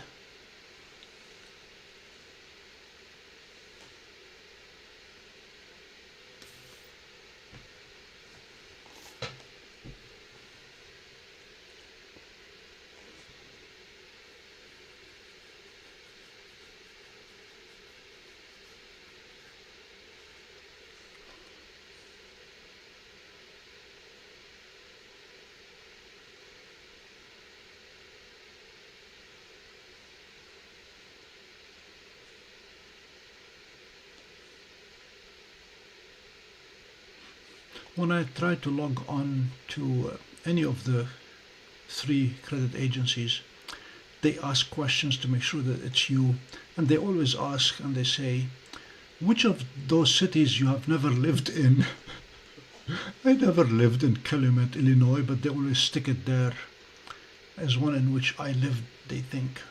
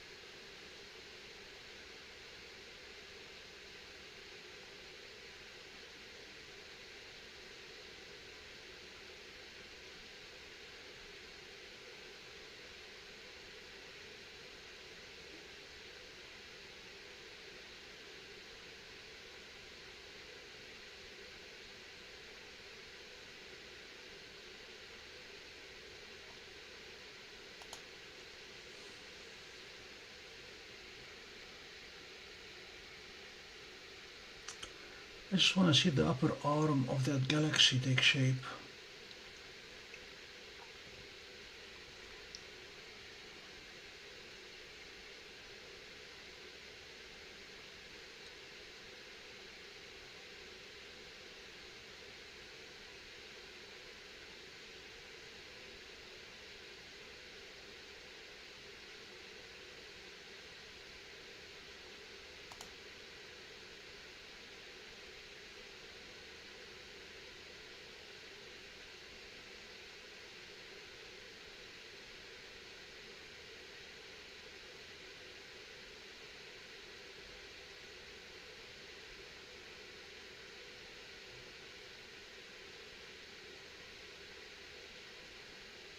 Yes, we're at 204, we're going to 240.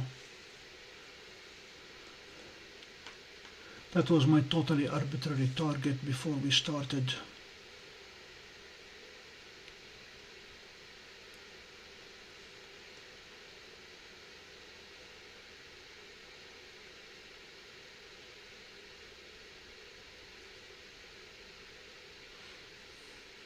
On something like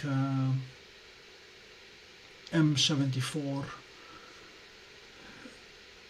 Seestar will do slightly better because of the larger glass, and Stellina will definitely do better, again, much larger glass.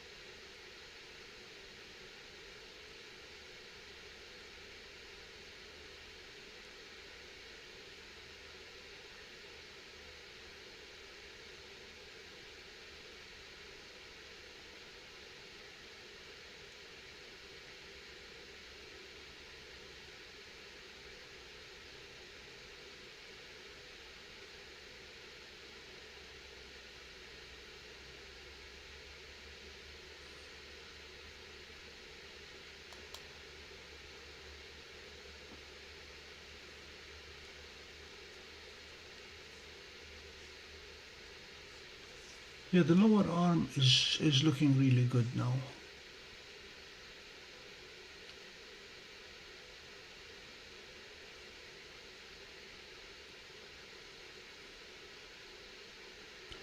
Pico, as of this afternoon, Stellina has a mosaic mode that will increase the field of view by a factor of 4. But for now it is not narrower than S50, no, it is about the same as the S50. They all seem to look at the moon as their goal, to be able to fit a full moon. And considering that it is a 6 megapixel sensor, 3000 by 2000, so the 2000 is just over 30 arc minutes, making the 3000 just about a minute.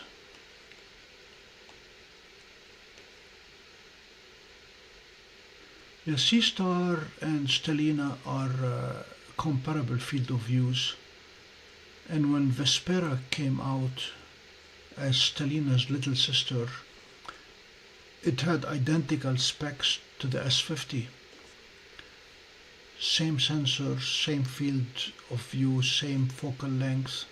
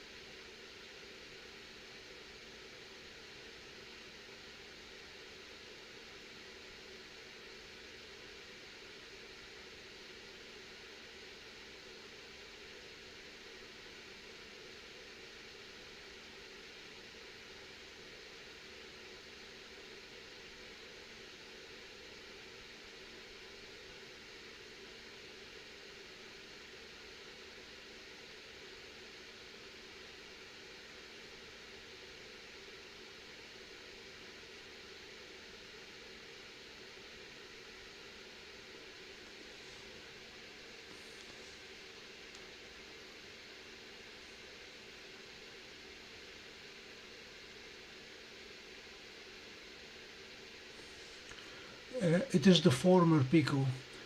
It spends a lot of time in one area and then moves to the next. It breaks up the big mosaic into 4. They just posted a short YouTube video describing how they do it. Let me see if I can get you the link quickly. Their app is available. You don't need to have a telescope to download the app and play with it.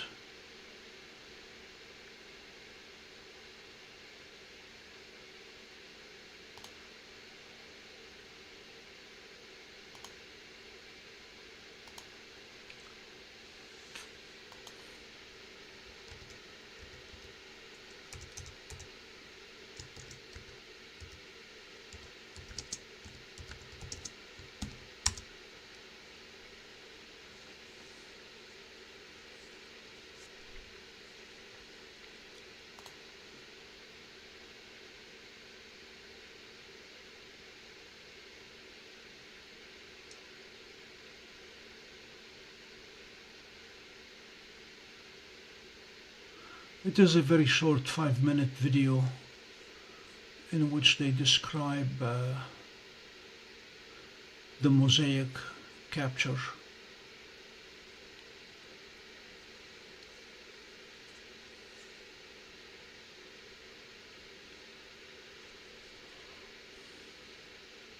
Uh-oh, we have dropped the last 17 frames. Stand by.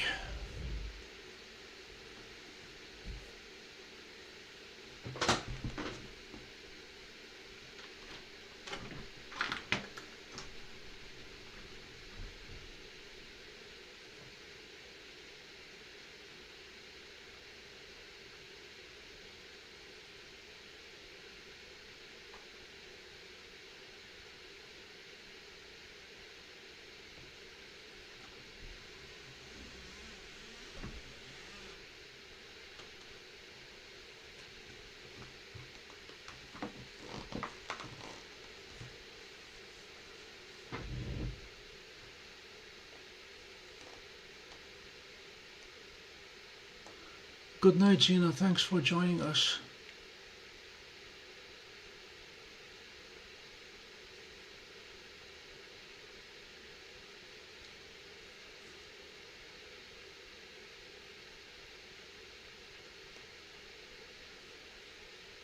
Pico right now, DWARF is not too concerned with the mosaic mode, although they promised they will have one sometime in November, they think. As it is, they already have a 3-degree field of view, which is larger than any of the others.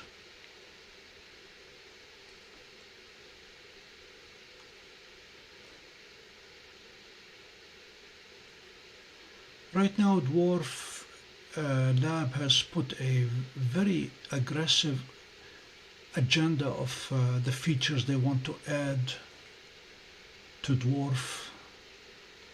And they are pretty much everything that all the others have, from Plan My Night to Mosaic Mode.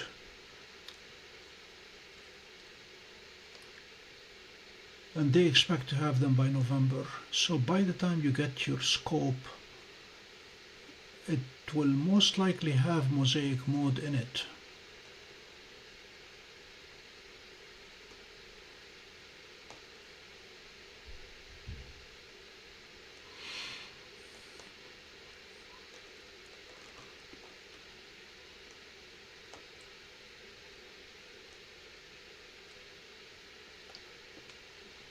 So half the sky is covered with clouds.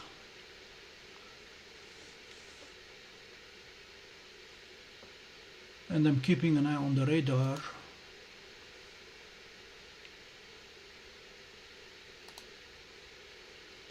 As long as it is stacking and not raining, we're okay. Yeah, the rain is still out. It is approaching Buffalo right now, so we are good rain-wise. As long as we keep stacking, we'll stay on. When it stops stacking because of 100% cloud cover, we will wish you all a good night.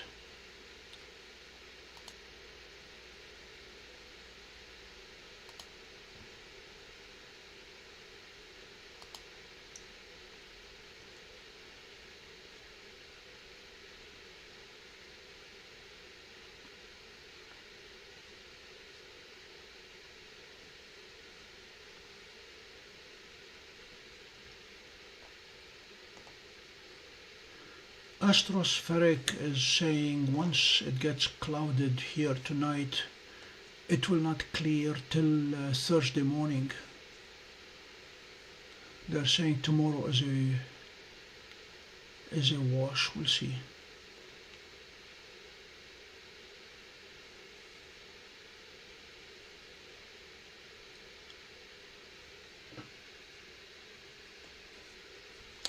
I want to toy with the curves for a second, see if we can pull anything out.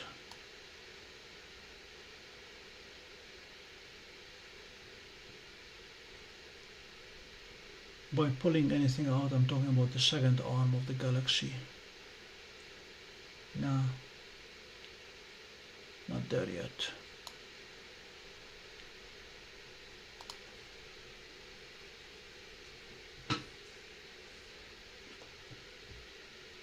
Pico, remember that Dwarf 3 also has the wide view lens that allows you to stack images with a full 60 degrees field of view.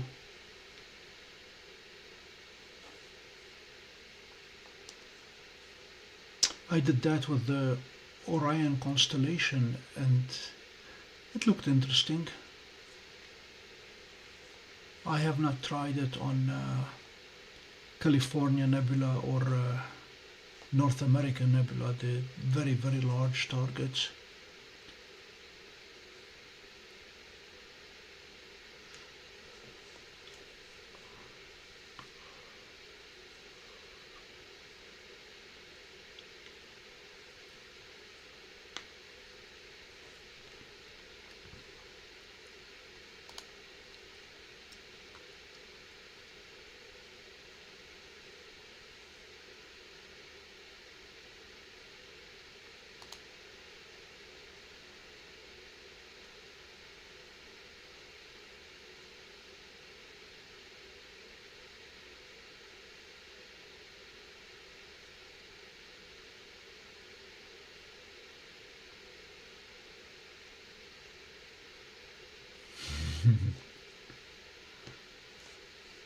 No, show me as many as you want.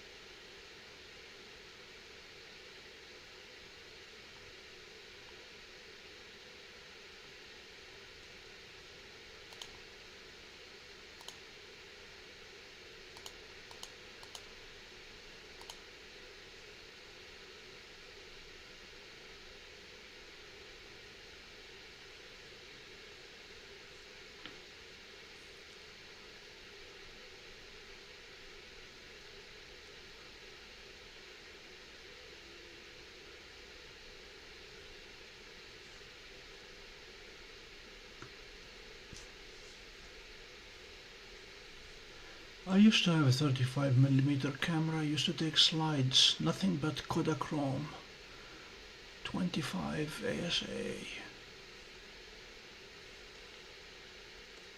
Okay, we have reached our target of 240 stacked, and this is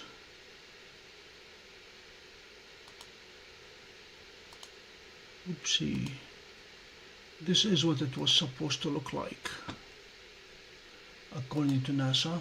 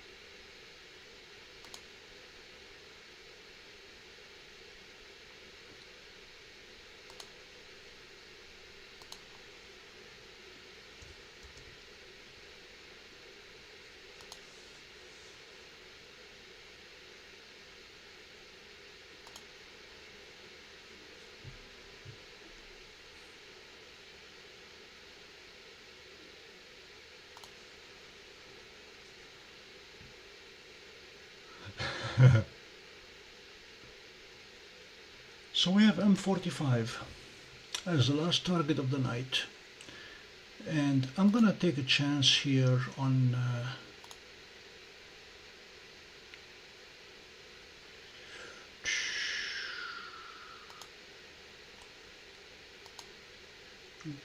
going with a visual filter tonight and see whether we can get some of the nebulosity.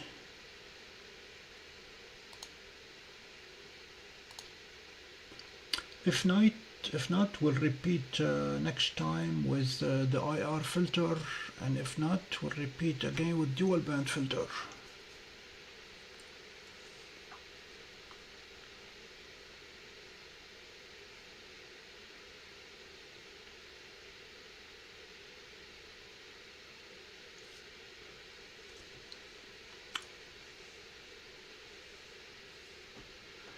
Jeannie, you asked for clusters.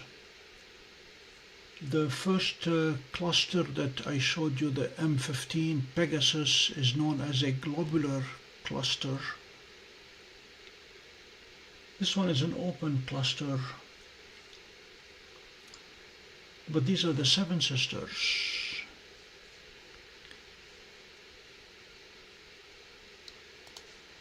And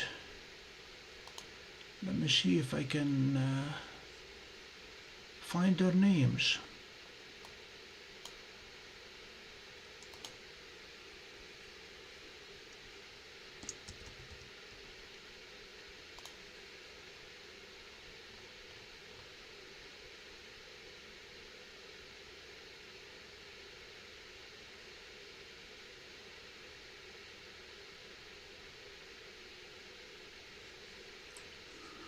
So this is Taygeta, this is Electra, this is Maya, this is Asterope, this is Merope,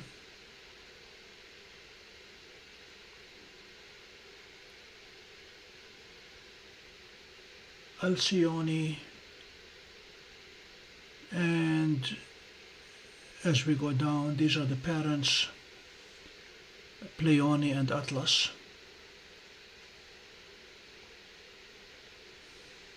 So there is Atlas, there is Pleione, there is Alcyone, and then Merope, and Electra,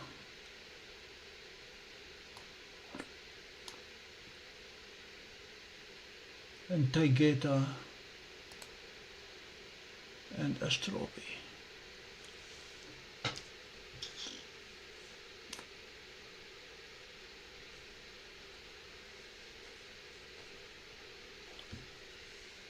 Looks like my gamble is paying off. We're already seeing quite a bit of nebulosity near Merope. That is the nebulosity I'm looking for.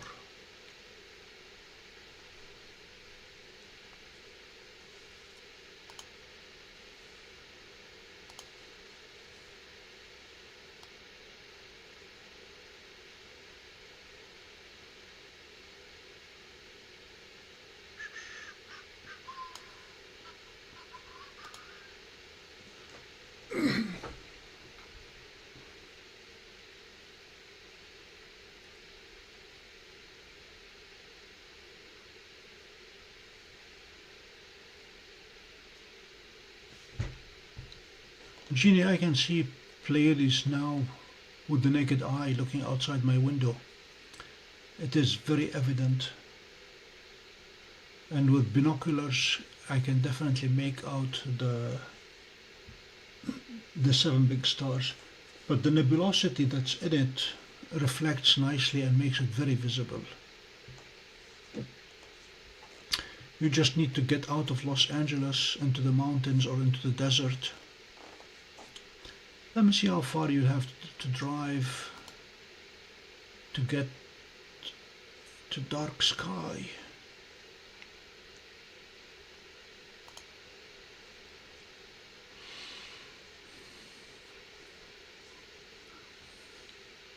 I asked Google AI if Los Angeles has light pollution, and the computer started laughing.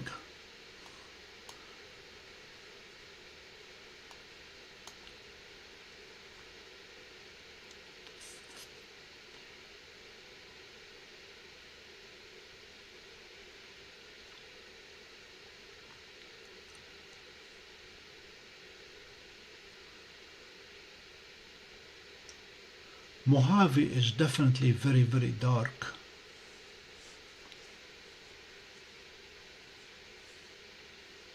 That's if you want to go east, but you shouldn't have to go that far.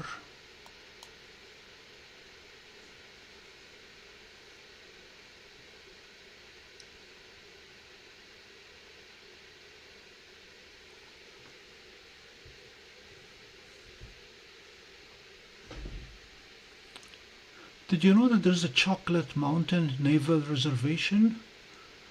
I did not know there's a Chocolate Mountain. Joshua Tree National Park is definitely dark.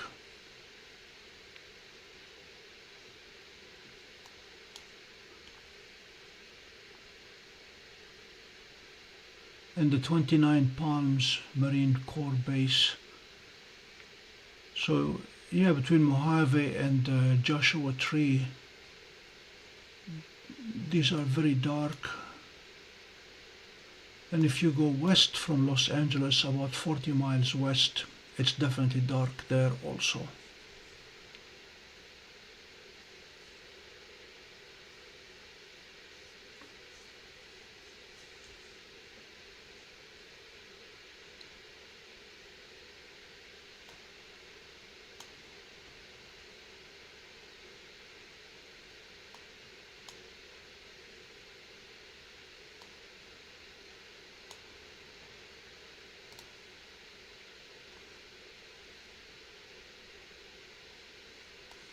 If you look at the light pollution map of the United States, there is a very clear line that goes in the middle of the map. Everything east is very polluted. Everything west has potential for dark skies, although we still have quite a bit of pollution. We are fortunate to be right around here. The Adirondack Park is very, very dark, and it's only 2 hours from where I live. It's Bortle 1-2.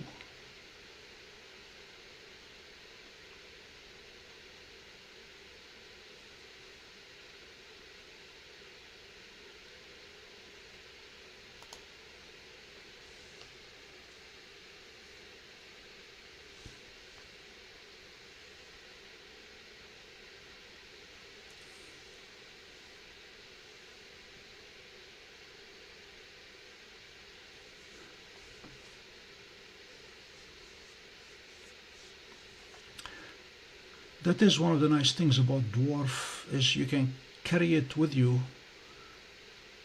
when you travel. Carry it in your carry-on luggage, and it is considered just like a camera. I declare it as a camera basically.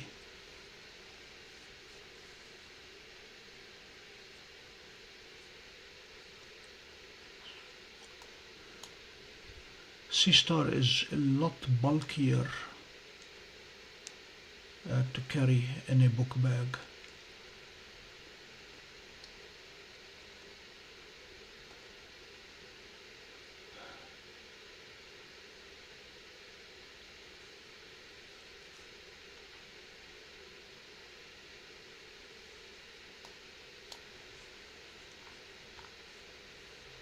That's what you're asking about the beaches.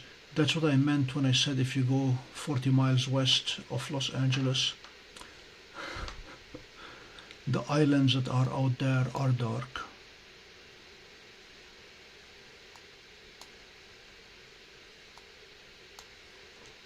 But here you're looking at extreme light pollution.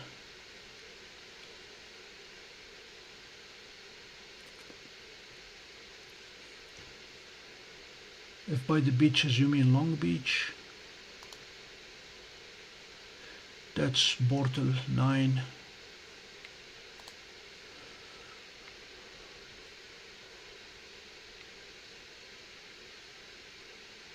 Yeah, not much hope until you're way out there, beaches wise. As Louis said,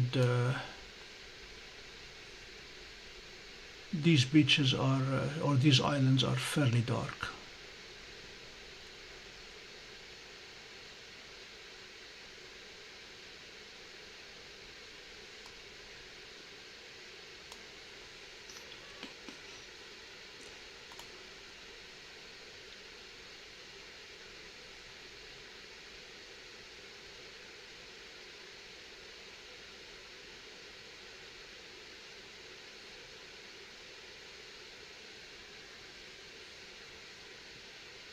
Jeannie, the odds are if it has a name, it is polluted.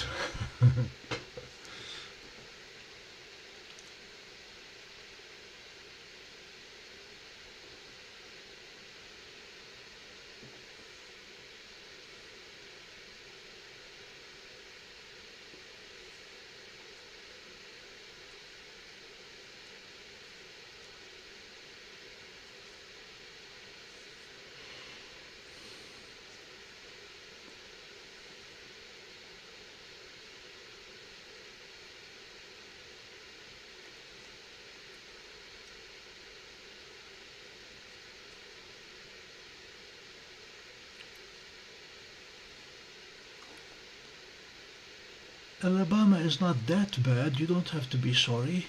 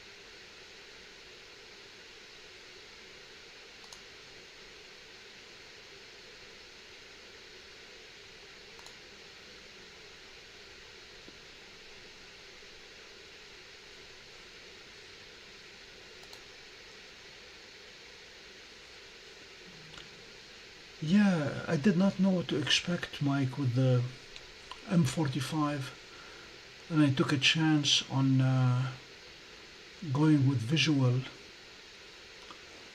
So it is cutting out the IR, and I did not use the O3 HA dual band filter. Just went visual, because when I look at it from here, out of my window, that's the look I'm trying to reproduce, zoomed in a few hundred times. I plan to give it the full hour if the rain allows us to.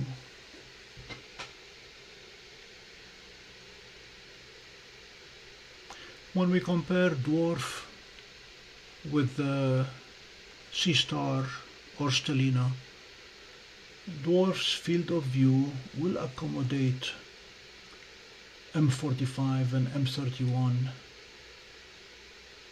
and the California Nebula and the North American Nebula very nicely. Even the Veil Nebula.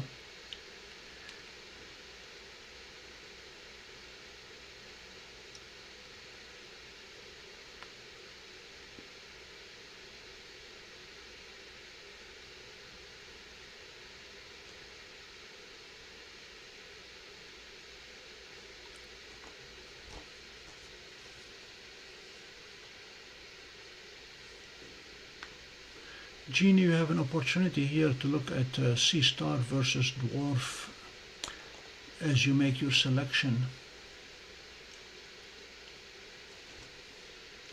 Seestar cannot fit this into its field of view.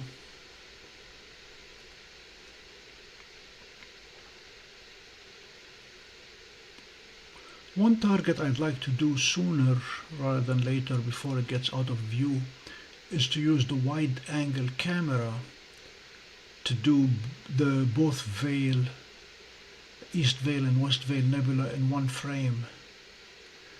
Don't know how that will come out.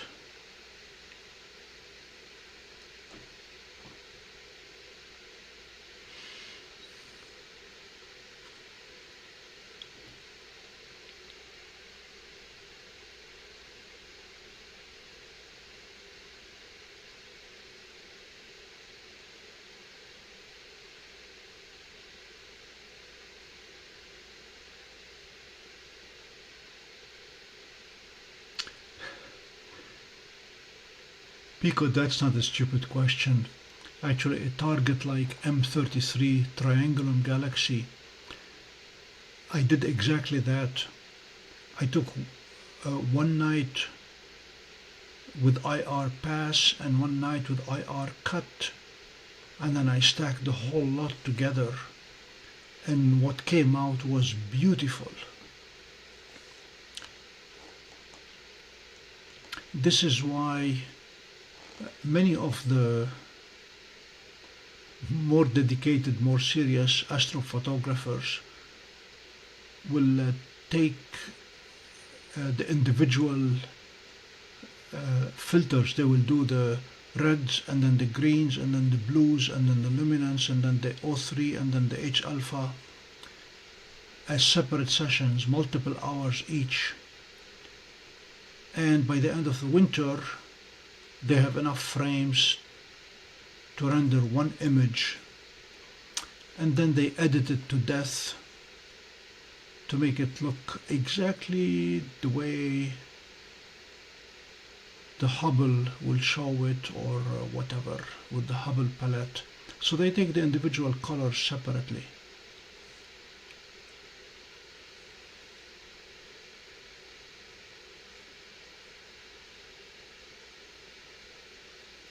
Forgot which target it was a couple nights ago,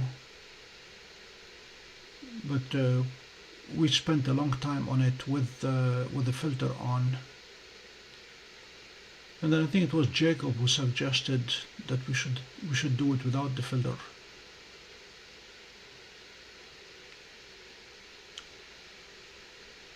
And that's going to be, this is part of the trial and error and experimenting and enjoying the hobby, so to speak.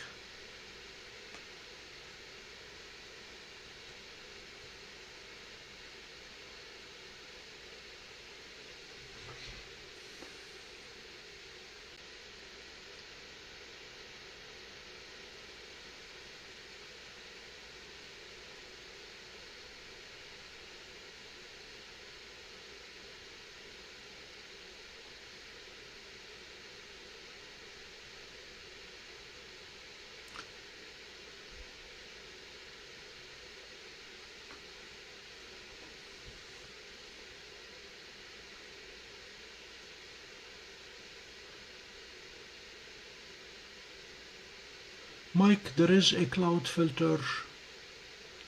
The folks in Oswego have ordered one, and I can't wait to try it. It is called a radio telescope. You can image through the cloud.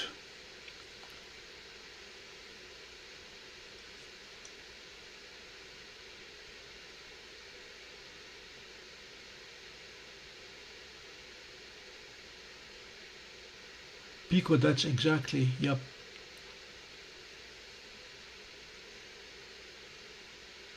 Mike, once they have that telescope installed in Oswego, I plan to have a side-by-side. Jupiter apparently is very radioactive, and I've seen images taken of Jupiter with radio telescopes, and they look interesting. So doing a side-by-side visual imaging of Jupiter and radio imaging of Jupiter is going to be one of my targets as soon as we get that scope.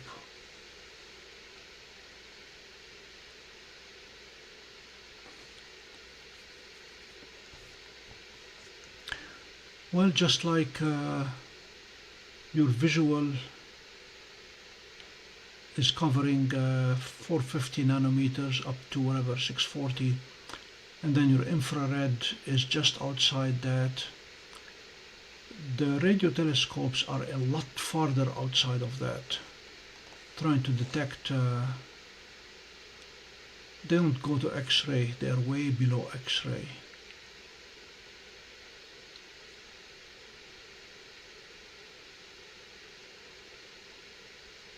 That is correct, Tostenlov. I don't know if you were asking a question about Jupiter being very noisy or making a statement, but the answer is yes, it is.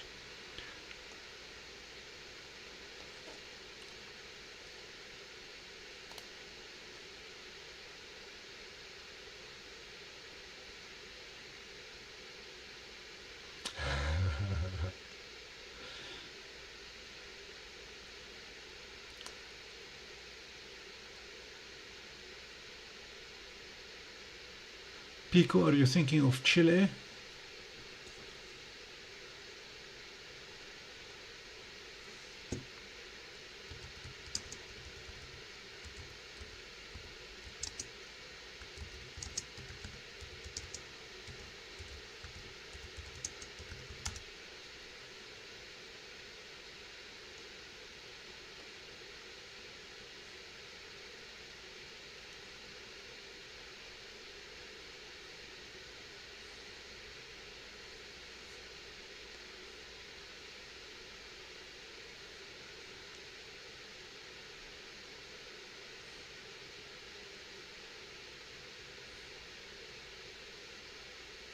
Yeah, okay. The radio telescopes apparently they are 440 megahertz to 23 gigahertz with the 1300 to 1400 megahertz range. Looks for Doppler shifted radiation from hydrogen that allows the study of nearby galaxies, and the much higher frequencies, the 115 gigahertz, used to detect organic molecules in interstellar gas.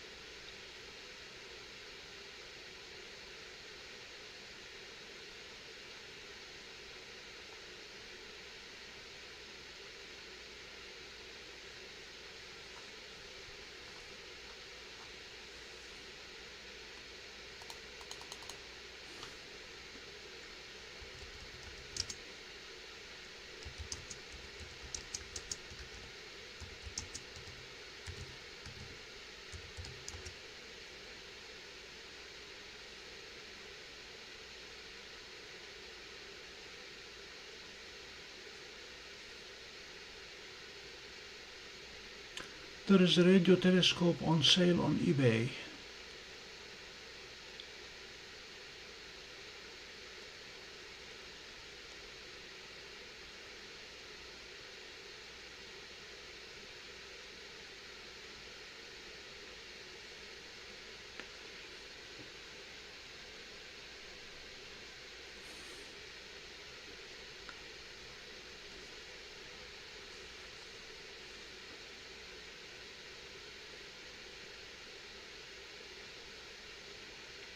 There is a gentleman in Pompey who built his own radio telescope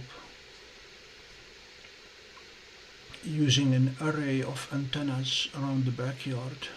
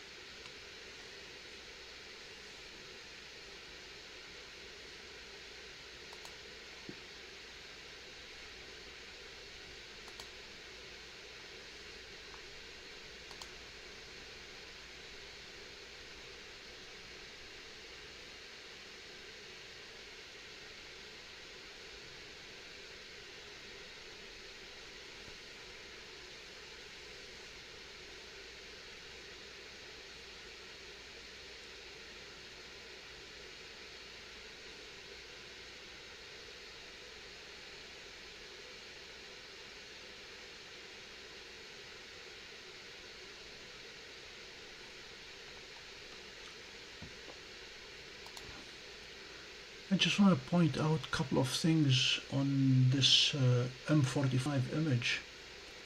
Those tiny stars are showing extremely nicely, pinpoint and still very round. And I'm surprised that these stars are showing. This is a very, very good image by DWARF. A couple of things that surprised me, pleasantly surprised me about DWARF 3 is the precision that it does for the go-to, always gets the targets smack in the middle, and that's accepting the fact that you do the calibration at the beginning and it's not doing any plate solving when it goes to the targets.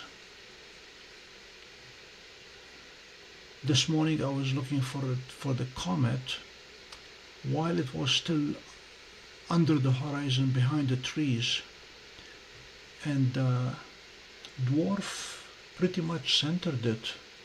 We just had to wait for it to rise above the trees.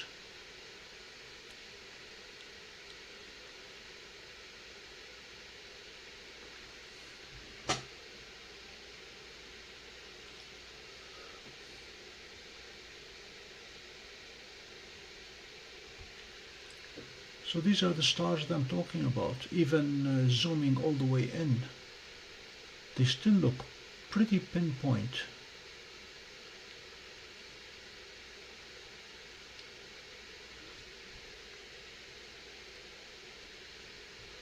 And I like the spikes here.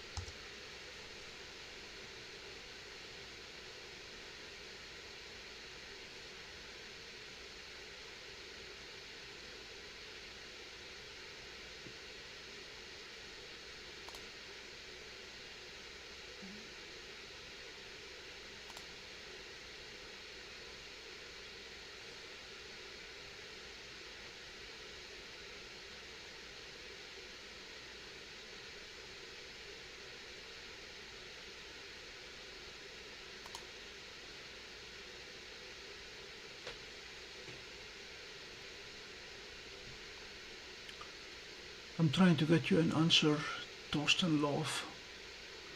It's a lot more than 10.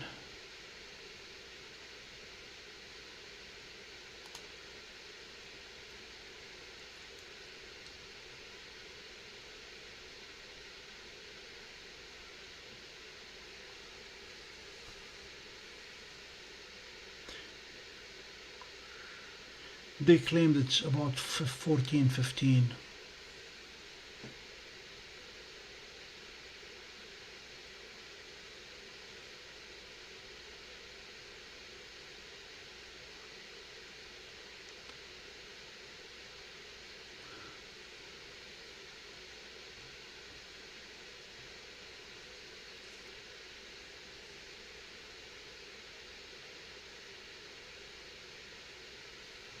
Pico, it does the plate solving at the beginning of a session, and it does not need internet to do that.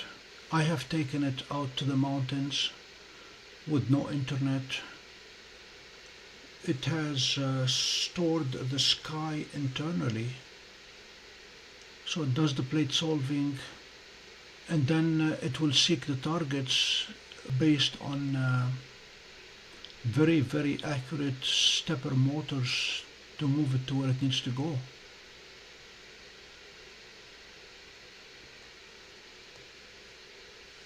So that is an open cluster, Jeannie.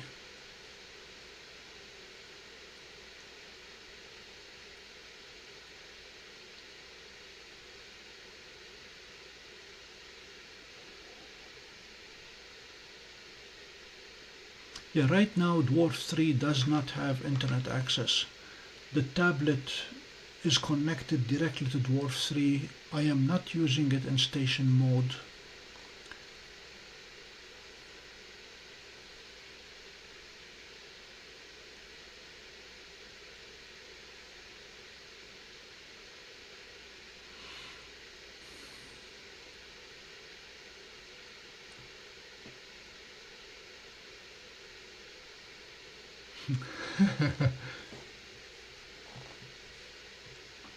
Pico, don't know if you know the story of Dwarf Lab. It's two PhDs. One, I believe, optics, electronics, the other astronomy, whatever. They got together and they had a vision of what the ideal telescope will be. They built Dwarf 1 and then Dwarf 2 and now Dwarf 3. Dwarf 2, when I got it, was very, very rough to use. Did not have too many targets in the database. The app was not user-friendly. And then they kept updating it, and then Dwarf 3 has solved all the problems that they had with Dwarf 2.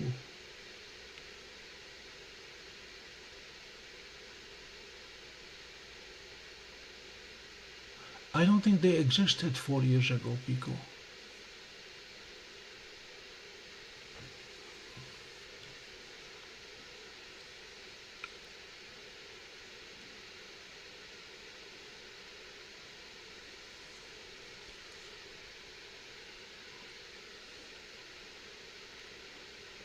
I suspect the sensors that they used with Dwarf 2 were Sony rejects, because they had an extremely high percentage of hot pixels.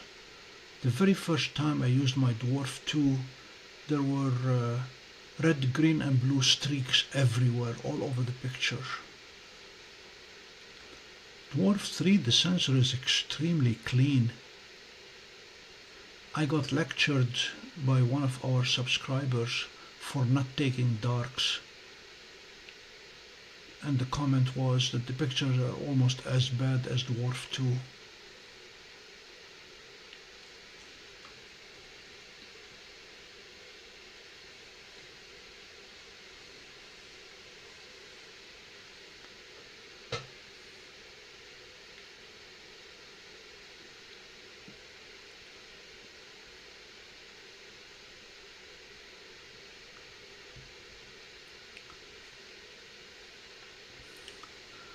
Torsten Loaf, the wide angle sensor has no magnification whatsoever, and the tele sensor is 14 magnification.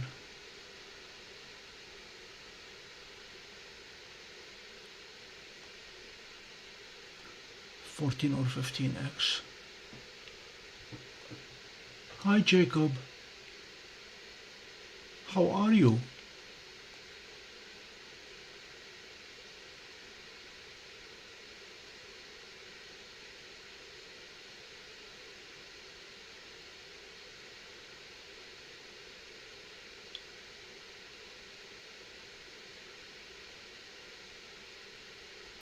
Jacob, are you home yet?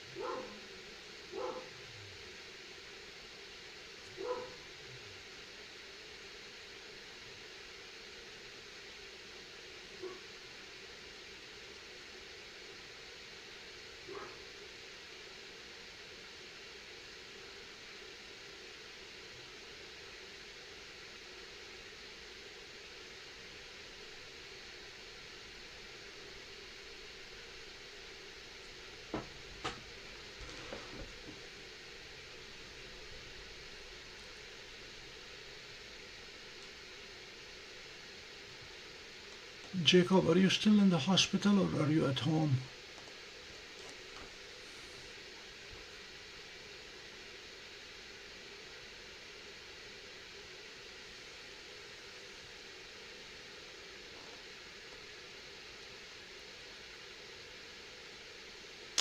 Okay, I'll stop asking questions.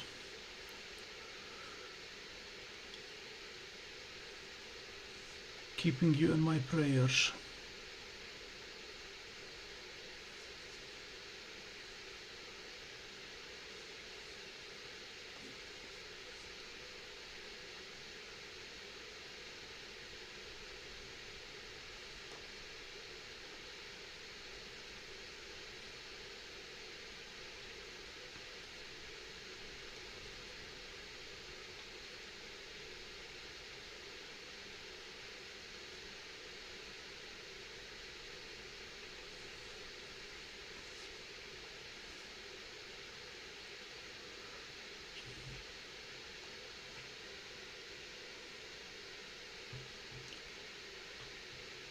Jeannie, the plan is to go with 240 frames here or Wednesday morning, whichever happens first.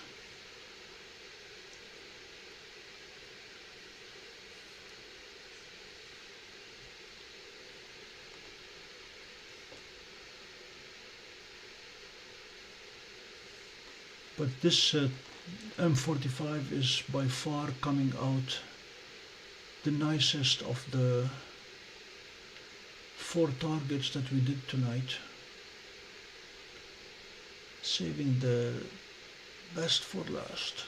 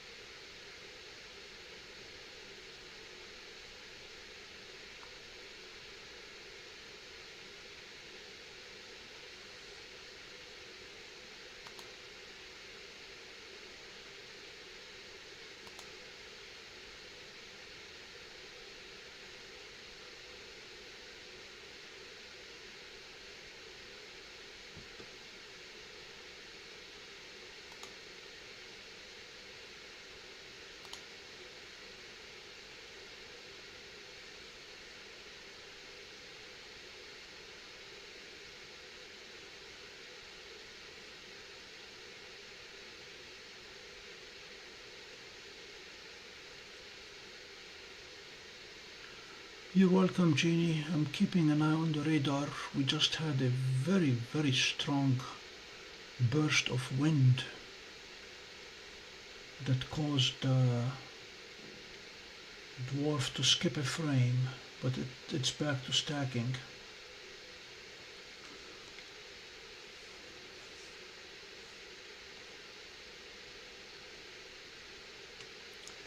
Did you know that the Pleiades cluster is known as Subaru in Japanese? And that's why the Subaru car company has 6 stars as its logo, representing the constellation. They took out Mama and Papa, Pleione and Atlas, and they just had the 6 sisters as opposed to 7 sisters. So next time you see a Subaru, look at the logo, and you will see the 6 stars. Subaru came about from the merger of 6 Japanese companies into one, and they felt that the name Subaru would be appropriate.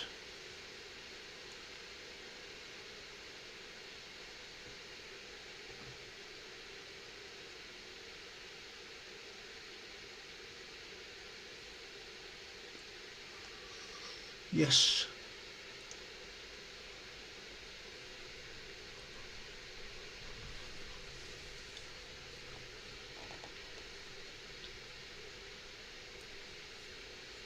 So we're 2/3 of the way to my target. We're 40 minutes stacked out of my intended 60. Hoping to bring out some more nebulosity.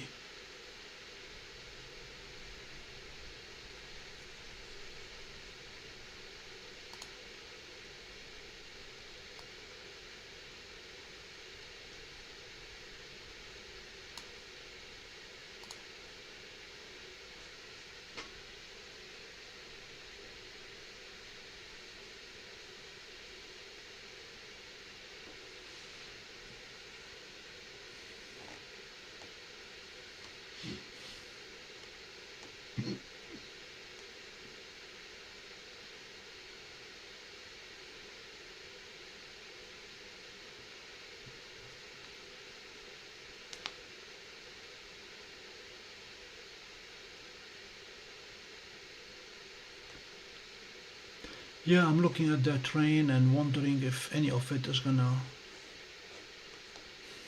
move faster, because there are some scattered showers very close to us, much closer than the big storm.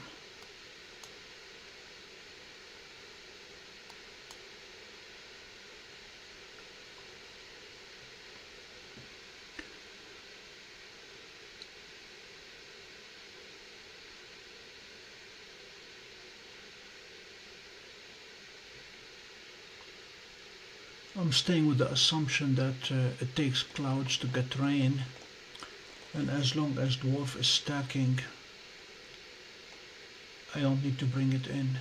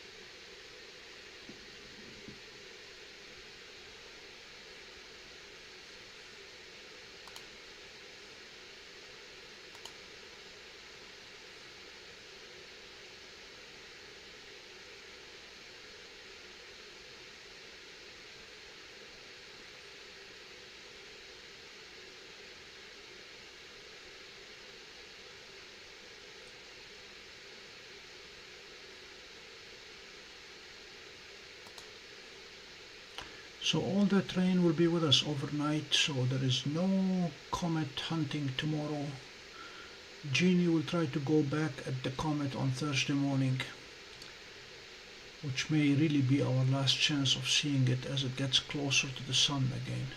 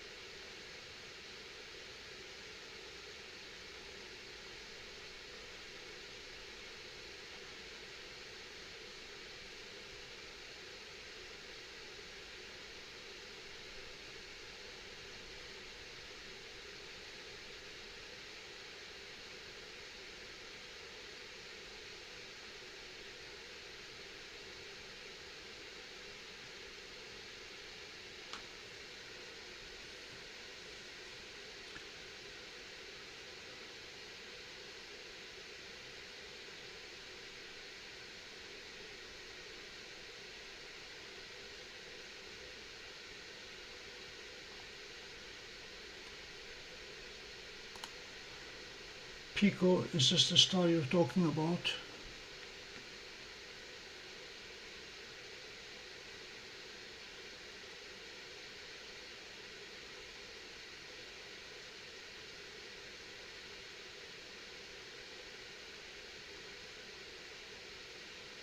Yeah, it is yellow here as well.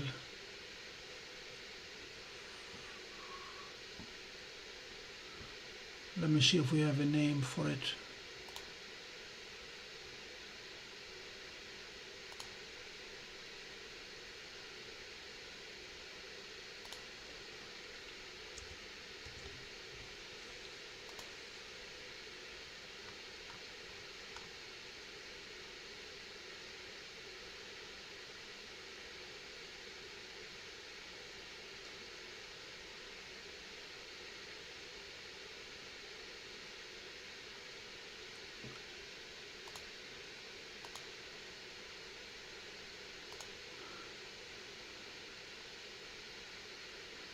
It is officially HD 23712. It's a variable star.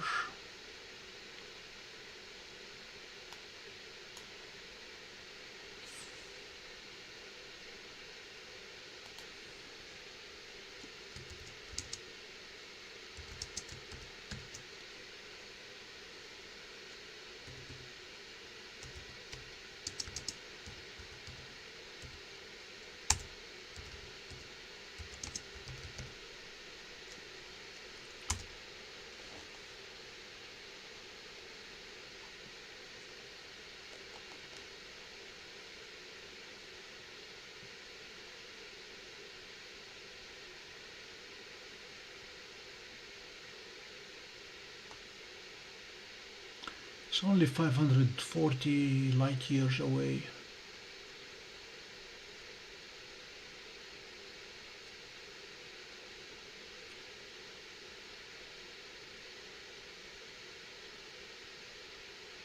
Toast and Loaf, I took pictures of Comet 2023 A3 Tsuchinchan Atlas last May. Exactly 5 months ago, I was able to image it.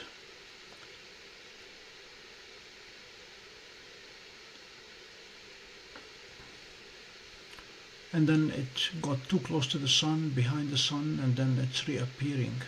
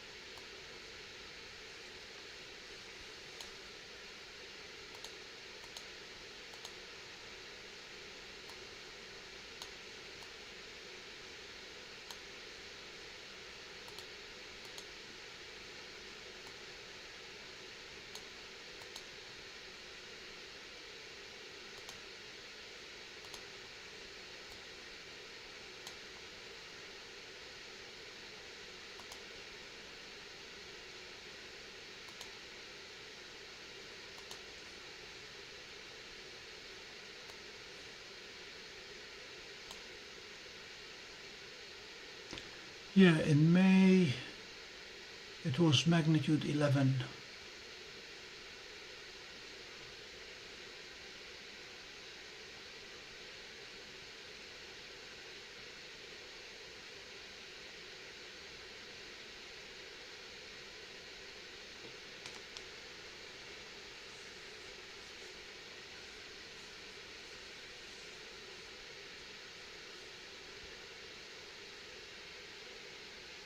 So we have stacked 200.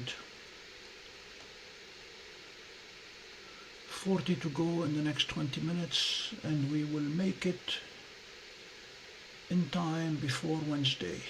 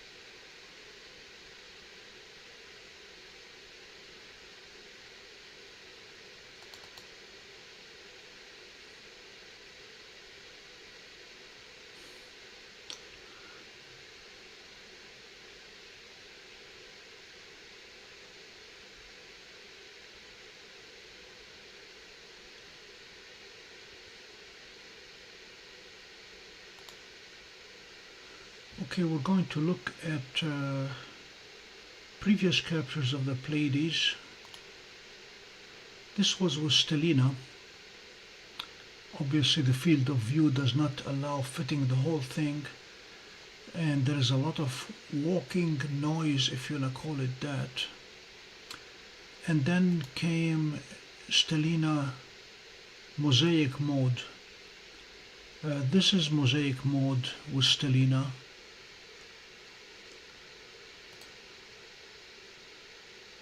For the fun of it, Pico, this is the Pleiades taken with a Canon 50D and a 250mm lens,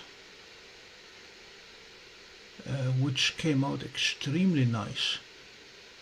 So that's just a regular camera with a lens riding on a tracker, on a star tracker.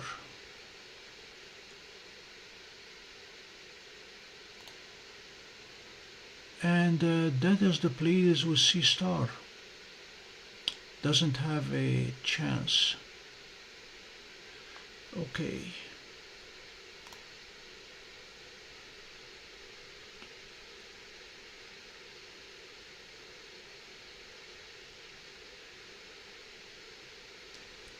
The Torsten Loaf in May it was magnitude 11 to 12. Now it's down to 2.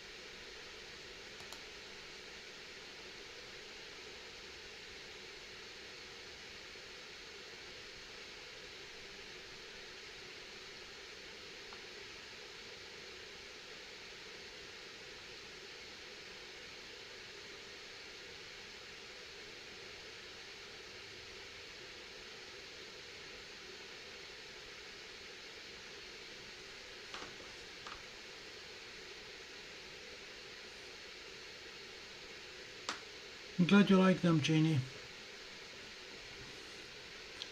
One of my investments into the hobby was to get a 6 terabytes hard drive, and I store everything on it. This way I can do a quick word search and the files come up so I can look back at them.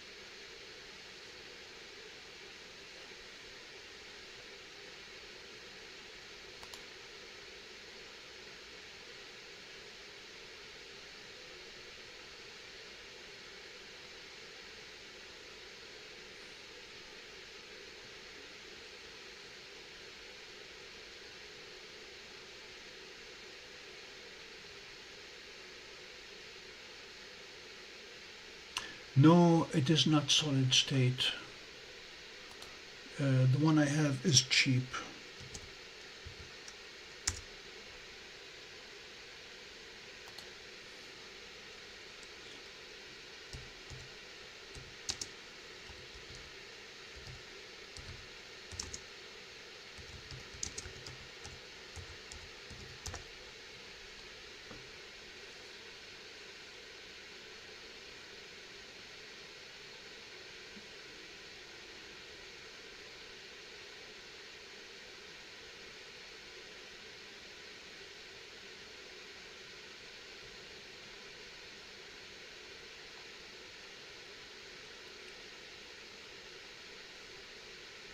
The one that I bought is $149.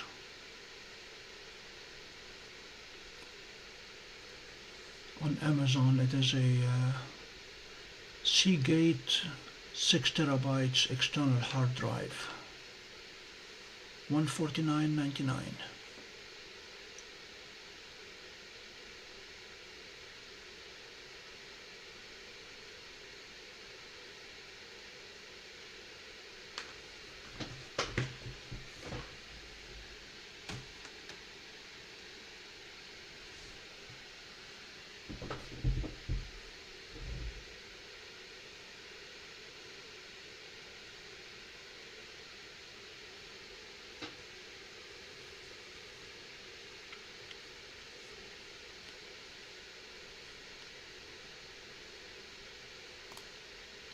No, it's not. It's regular.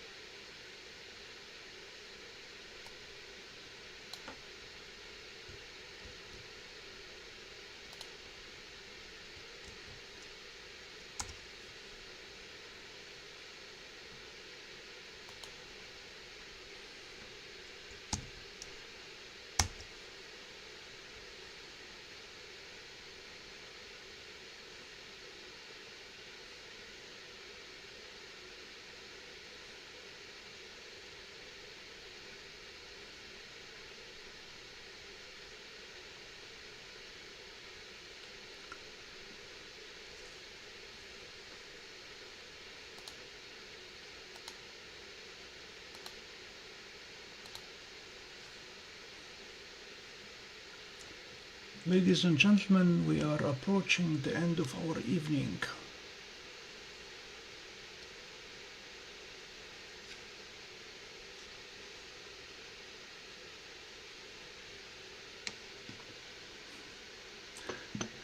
Jeannie, Zena must have offended somebody on YouTube, so she was put in YouTube jail for 18 hours. Her account was suspended. Have a good night, everyone. We are at 240 frames, and the Pleiades came out very, very nice.